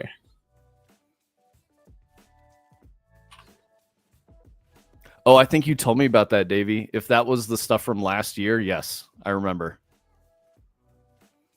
Might not be working. Let's see.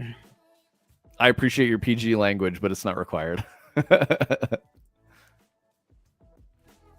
You can use all the adult words you want, brother.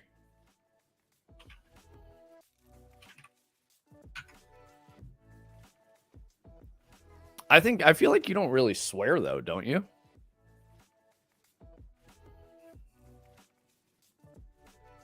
We can swear? Heck yeah.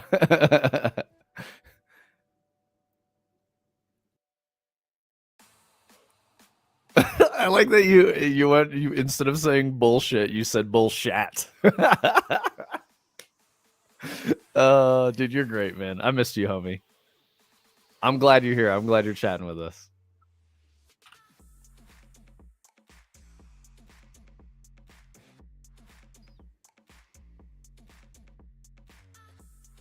Well, I'm sorry that you're going through some nonsense, bro. I'm glad that you're doing stuff to further yourself and, you know, taking a class and, you know, trying to change careers and stuff. That's awesome. That's good stuff.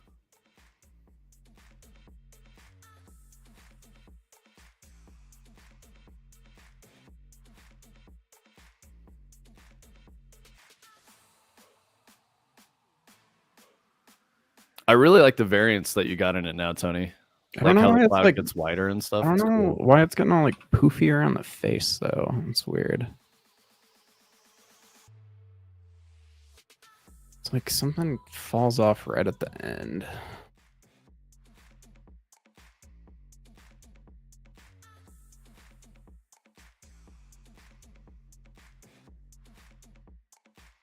Oh, I hear you. Yeah, you don't swear in your content. Yeah, I get that. Is this game about Iron Man smoking weed? It's gonna be now. So what we're doing is, so Davey, I think you've probably been around when we were talking about Hyperskate. Oh, we cut a trailer. Let me get you a link real quick. I'm gonna post this over on YouTube. There we go. Check that out. At the top, we've got, actually, even just on our YouTube channel, we've got a trailer for Hyperskate at the top. So Hyperskate's the game we're building in VR, in Unreal for VR. PC VR is what we're targeting right now. The whole goal of what Tony's building is, you know, we've done a lot of board and mountain sports and all that stuff in our time out here in Colorado. One of the key parts of it, you know, I used to smoke cigarettes way back in the day, smoked for a long time, but smoking was a part of it because there's downtime. So one of the things that we think ties in really well with like a mountain board sports game is, you know, this kind of smoking thing. The goal is not that you're smoking, but like imagine your boost meter, because you're going extra fast, is burning down and it's empty and you need more boost to like hit a jump so that you can clear this gap or something like that. You hit the penjamin and you hit your gap, so you get more boost. That's the mechanic, and we wanted it to work this way and look this way. So imagine in VR, you know, you like reach down, you like, and then you just fucking hit your jump. There we go. Okay, now we're not advocating smoking of anything. Kind of need to, I don't know, maybe not. I really like that, Tony. That's looking a lot better. They all need to go up at some point, which means that... Yeah, absolutely, Davey. It's really, really fun doing, you know, 300 miles per hour in a like real mountain environment. Very, very cool. Especially in multiplayer. Like carving the slopes with the homies is very fun. We're trying to figure out tricks and how those work, because if you think about like SSX Tricky, that's third person, so you can see your player character doing a bunch of stuff. The only trick that we've sort of arrived at so far, you can play Hyperskate seated in a chair. So imagine I'm in my chair and I'm playing, and I hit a jump. So I'm like, I'm going to do a 360. I literally have done this. And it worked perfectly in the game. It was sick. It was very cool. Like my dude did a very, you know, slow rotation 360 in the air. So you could probably do that standing in your living room, but I would encourage a player to play in a chair. It's better for comfort too. It makes you feel more grounded when you're in a chair. But it was really cool. I was like, guys, check this out. I'm gonna hit this jump. I jumped probably like 60 feet in the air and just did a very slow rotation 360. It was very fun. So how do you do like grab tricks? How do you do like a flip trick, right? Like those are some of the things that we're trying to figure out.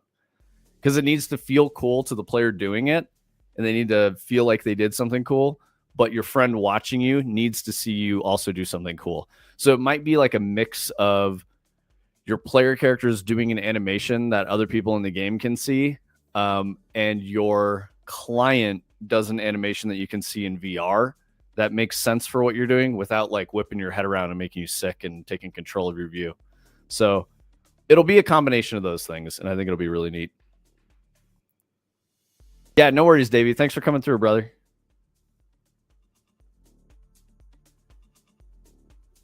Yeah, bright side. Tony's getting dangerous, dude. Niagara was kind of hard to learn, but now that I know it, it's starting to kind of just feel like Photoshop or one of those things that you just, once you learn the tool, you do a lot with it. Niagara's deep, though. There's definitely entire parts of it that I'm very unfamiliar with, but I definitely kind of understand how to hook the parameters together and change them in blueprints and scale things by other things and all that. So I loved that question. Is this game about Iron Man smoking weed? Oh, so funny.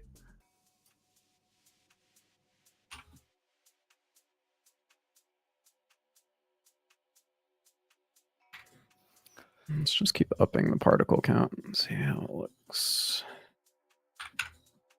Yeah, that might make it mad. Let's see. All right, do it.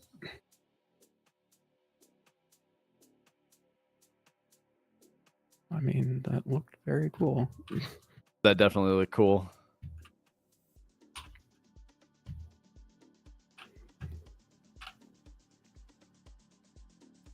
Maybe it's going a little too high. Nah, keep doing what you're doing. Keep doing what you're doing.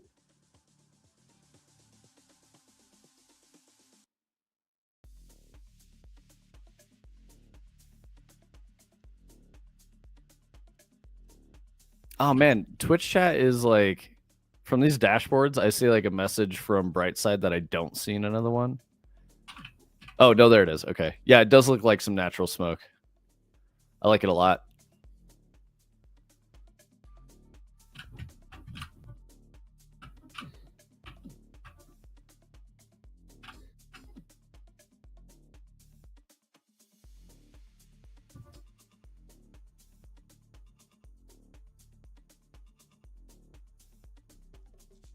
So yeah, chat, I've been learning how to model in Unreal. I can apply a lot of the principles that I learned in school, 20 years ago, but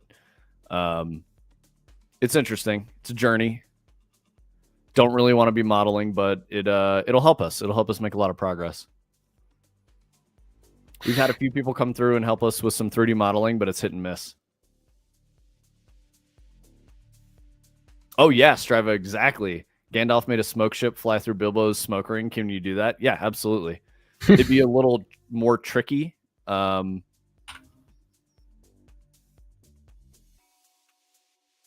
that kind of modeling, LFQ. Here, I got. I wonder if I can do like a torus emitter. Oh my god, I can. Let's go. So if we do this, so you can blow smoke rings, dude. Let's go. Yeah, let's see. Oh, not like that. But I mean, like that's the principle right there. I would just do like a really concentrated puff of that came out of the mouth, and it would work. We'll definitely have to. That might be actually good for next week. Actually, we'll make a smoke ring because that would be cool. It's like, I don't know, have like randomly happen when somebody does it or something. Yeah, that's very cool. That'd be awesome. Yeah, sometimes when you hit it, you blow a smoke ring. Brightside asks if I was nude modeling. No. I probably could, though. I'm kind of shredded now, dude.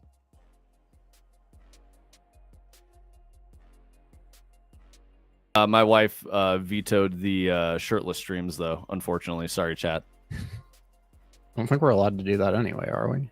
I don't know. It goes back and forth. Yeah, always dude, what I try to come on here and do bright side is like, oh yeah, I could like totally do that in 2 hours, and then I like sit here and like can't get the engine to start for an hour and a half. Yeah, I'm sorry, LFQ. We'd have to ask her, and you know, like Tony said, that might violate TOS. So who knows? I don't know. I've seen clips of like bigger streamers just shirt off. That's fair for sure. I remember something about like there was no nipple content allowed or something like that a while ago, and that also applied to men. Man nipples are okay for sure. Did they like officially amend that statement, Brightside?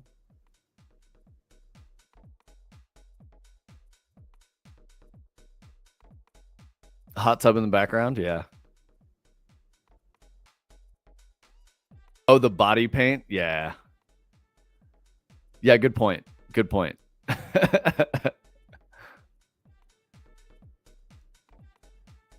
It really is the Wild West, though, you know?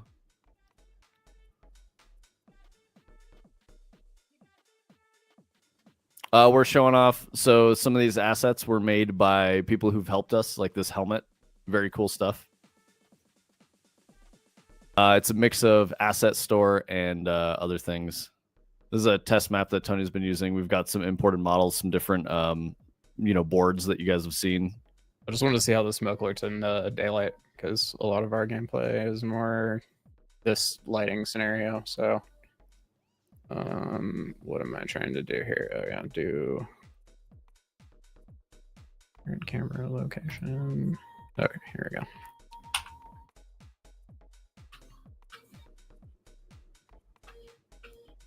Definitely less easy to see, but I could probably improve that. Nice. This still looks awesome. Yeah.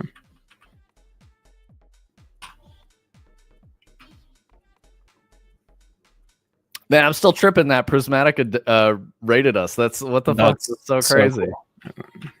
Very honored. Absolutely. That was super touching. We need to pass the love along. We don't have nearly as many yeah, is anybody in chat anymore, but cool on right now? Yeah, who do we have? We got a boom. I think Lana went live a little bit ago. Oh, bro, Fruitsy Collins is on. Nighttime headlamp runs? Yo, Striva. That's a good idea. That's a really good idea. If we can, I like that a lot. The lighting scenario right now is pretty up in the air because we are trying to get to world partition because we want to have a really big map, and you in 5.5 can do static lighting in world partition, but it is very experimental and you have to effectively build it through like a terminal command.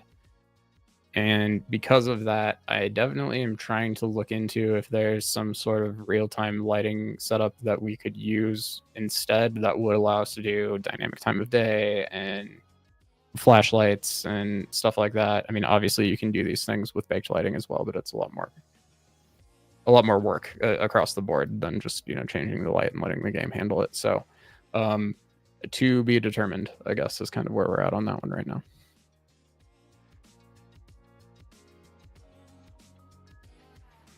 That's a really good idea, though. And it ties in with some of the things that I've already been designing and talking about. So that's really cool. I like that suggestion.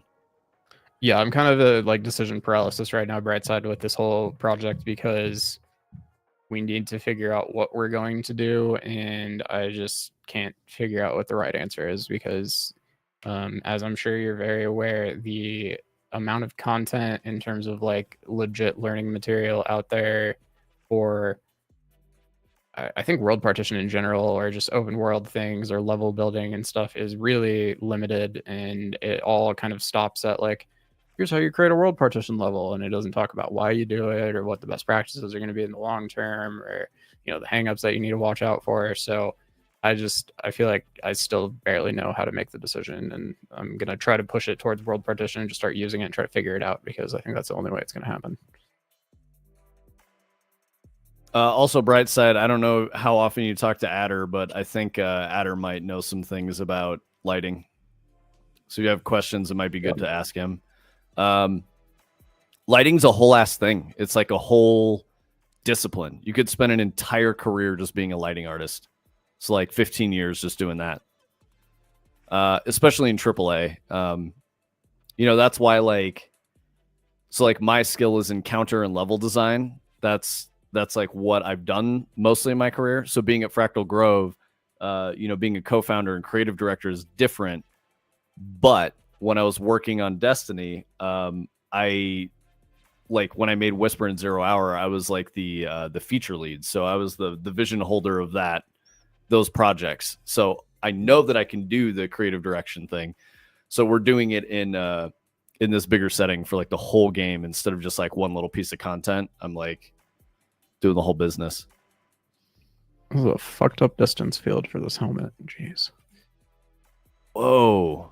Yeah, so that's what like the smoke collision uses effectively this shape right here as its reference to do the collision, and it didn't look right. So I was like, oh, I wonder what that looks like, and that is. And now you know why. It looks not weird. Accurate. Yeah, so I might be able to go into this mesh and fix it. You were just trying to make a map mod or something like that, LFQ? Or like you were making a map for use in CS? Yeah, lighting is really hard. Like especially really, lighting really like that too. That's all baked and has to be very designed specifically in a way. Okay, let's see. The weird thing, Brightside, is that the map is really performant. We started hitting performance issues when we were cutting our trailer for Hyperskate because we put a lot of foliage in, and we used several different techniques to get the foliage in. But we went from like no trees and you know some grass that was being like distance culled and stuff to a bunch of trees with LODs and stuff. And when I say a bunch, it was like 30,000 trees were added to the scene, and that was 5% of the map or less. So yep. That's why Tony is talking about world partition and lighting and all that stuff, because we need to find that solution, because we, you know, it was unanimous agreement that as we started to see the trees, it was so cool. Like skating through them and around them was fucking awesome. So we're like, we need trees. We're just going to have trees just for some environmental variety. I'll talk about one more thing here before we wrap it up real quick, but there is a video that just came out the other day that I watched, that this one right here. I don't have my sound hooked up, so I'm not really going to play it, but I'll drop it into chat if you guys want to check it out. I thought it was really interesting, but one of the main reasons is that he kind of starts to show foliage use cases. This video is all about nanite and how a lot of people use nanite wrong and think that nanite isn't helpful, or it actually is like hurting them more than it's helping them. And so he talks about how if you have traditional foliage setups with like cards for the leaves and the grass and stuff, and you're trying to get it as low poly as possible like this, and then you're using masking or opacity or something in order to cut the shapes out, if you try to convert this to nanite actually really doesn't like things that are set up like that. Nanite is actually going to perform quite a bit better in a scenario where you literally modeled out every single pine needle on this tree than doing a card setup like this, which kind of just is backwards from everything that everybody is taught in the industry. Yep. And then he goes on to make like this really beautiful forest scene, and he talks about how they have one version that has the masked out meshes like we were talking about, and then they have another one that goes full modeling with nanite, and it like almost doubles the FPS. And he shows right here, this is a nanite debug view that is showing overdraw, and overdraw is one of the things that makes nanite really not work well. And so when you have all of that opacity masking, you have all of this overdraw, and all of these like white spots are super hard on nanite, and they're making your game run worse. And then they show, I don't know that they show it later on. Somebody had mentioned in the comments that they wish he had, but he just talked about how there's like effectively zero overdraw when they use the nanite version of this scene that has just, you know, every single blade of grass and every needle on every tree modeled out, and it actually runs in quite a bit better performance than it would have otherwise. So the only reason I'm bringing this up is this is just another thing that's kind of breaking my brain with Hyperskate right now, where we did put in a ton of trees and it ran like shit, and I've been trying to figure out ways to get around that. And now I feel like I need to run some tests where maybe I don't take the super low poly trees that we've been using, and I try to like go this route and just compare them and see which one runs better. So that's a good really idea. interesting. But yeah, if any of you guys are, you know, trying to get more technical with your Unreal stuff, I thought this one was pretty interesting. I don't think it's like super authoritative or anything, but it does kind of just like show some things to maybe look at and consider as you're setting these things up. So there's been a lot bright of side. Yeah. Bright side, I definitely heard the same thing, and I think that's just way too reductive. There's obviously some shit you need to understand about it to get it to function in the way what you that just they said advertise. is that this entire case 1 section in this video is him going, people are taught that you can just have a scene like this and you can just go in and check, use nanite, and problem solved. And he just showed, he's like, if this is your scene, you're gonna drop FPS over, you know, just turning it back off again. If this is your scene, massive gains. So it just, you got to use the right tool for the job. Overdraw is really hard on GPUs. Yes. So that's why nanite was invented. Like calculations is overdraw. Yep. Yeah. And yeah, trees and foliage are the biggest culprits of overdraw. Yep. For sure. Working on Destiny, I remember sightlines and like, I guess, style guide or like benchmarking guides for environment art being one of those things of like, you can only have 3 instances of overdraw in any given sightline. So like, that's kind of crazy just to think about. Like as an artist, you're like, fuck, I can't put another tree here, even though it would look really cool. I need to pick a different asset or something else. Yep. Right. Like, but that was just a principle. It was like, we got to do this. And I mean, that's one of the things that, you know, at the time I worked there, you know, Bungie was like world-class, you know, best for art style, you know, visual style and like gameplay and stuff, is because there were people there who were just the best in the industry who did that. And right here, I think kind of shows maybe something that a lot of people also don't consider, which is like, if you're following, you know, this is a massively oversimplified graph, as he says here, but if you have a fairly low poly game that's very simple and you know, metaphorically fall on this part of the line until it gets to here, you probably shouldn't even be using nanite, because you can see the gains that you're going to get over nanite are effectively equal. Your, you know, time to render is about the same until here, and then it starts to matter. You're going to keep going up if you're using a traditional pipeline here. But once you kind of get into, you know, a pretty big dense scene that has a lot of shit in it, and you're using your instance meshes the way that it wants you to and stuff, you start to actually see literal realized gains once you hit about this spot metaphorically, where, you know, no matter what you add to the scene, to some extent at this point, your time to render is not going to go up any more than it already has. Whereas in the conventional pipeline, every single thing you add, like Vince was saying, is going to make it worse and worse, and you start having, you know, only 3 instances of overdraw in the scene at any one time. Boom! Boom! Boom! Who should we raid? Are you live? Doesn't look like it. Yeah, if anybody has somebody that they think we should raid, we're looking for somebody. Otherwise, maybe we'll go with like Hill for it. Yeah, we got a really nice raid from Prismatica dev at the top of the stream. It was awesome. So we want to pass the love around and keep the community growing. Yes, and Strava, that dude did have a Captain Hook mustache. I don't think I would ever do curly mustache. Mustache is easily the most annoying fucking part of a beard to me. It drives me crazy. It like tickles the nose. It tickles the lip. I fucking hate it. Yeah, Brightside, this is the stuff I've been having to do lately, and it's not fun, to be honest with you, but learn a lot. It's one of the harder parts. It's yeah. You go full Amish with the beard. I mean, I'm kind of there, dude. Like, my beard isn't shaped very well right now. It's just really long. We can show Boom the rainbow smoke real quick, and then let's wrap this shit up. Yeah, for sure. We also got a first-time chatter, Arctic Mom Keys. Yo, thank you. What's up? Welcome. Sorry, Boom, this is what we were doing earlier. We are unfortunately wrapping stream soon, Arctic, so we appreciate you being here. Thank you for the follow. We will be live tomorrow. We're live every Wednesday and every Thursday, same time. We've been doing this for a year, so Yeah, I think they should let the gorillas in the enclosure hit the penjamin. I'm quoting Northern Lion. So next week we'll probably keep working on this. I want to make like an actual like vape thing that you can grab in VR with your hand and like use. And then we were talking about blowing smoke rings too, and I think I know how I'm going to do that. So make sure you guys come back next Wednesday if you want to see that. And Vince or myself will be playing video games tomorrow at 2 p.m. Mountain Time. So I don't know what we're going to play yet, but if you guys have any ideas, put it in the Discord. Hell yeah.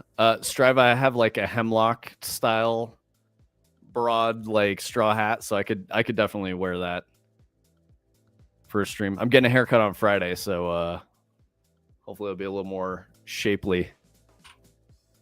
Who are we raiding? Yeah, anybody have a suggestion for who we should raid? Anybody cool that you guys want to show some love to? Let me take a look at the category too. I'm gonna see what we got in there.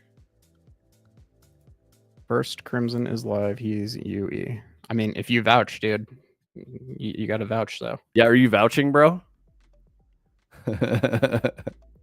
Zach Roar needs viewers. Striva, no. I'd sooner raid Team Vash. He's Canadian. He's harmless. Yeah, I mean, cool. Let's hit up first Crimson. Crimson. All right. Let me. I'm gonna look for him real quick. Oh my god, I need to be able to type right. First Crimson, cool. Oh yeah, he's only got 8. Let's send the crew over there. All right, guys. Yeah, show some love. Spread the word of Fractal Grove. Please go subscribe to us on YouTube. Come back tomorrow at 2 p.m. Mountain Time to hang out. Join the Discord. All the things. We love you guys. We'll see you tomorrow, Arctic Mom Keys. We'll be on from 2 to 4 Mountain Time. So that's GMT -7 or -6, one of those. But yeah, you'll find us around that time tomorrow. We're live every week, Wednesday and Thursday, same time. Wednesdays we're live from 10 to noon. So we're a little over today, but that's okay. All right. Yeah, and take it easy, guys. Thanks, guys. Have a good one. Peace.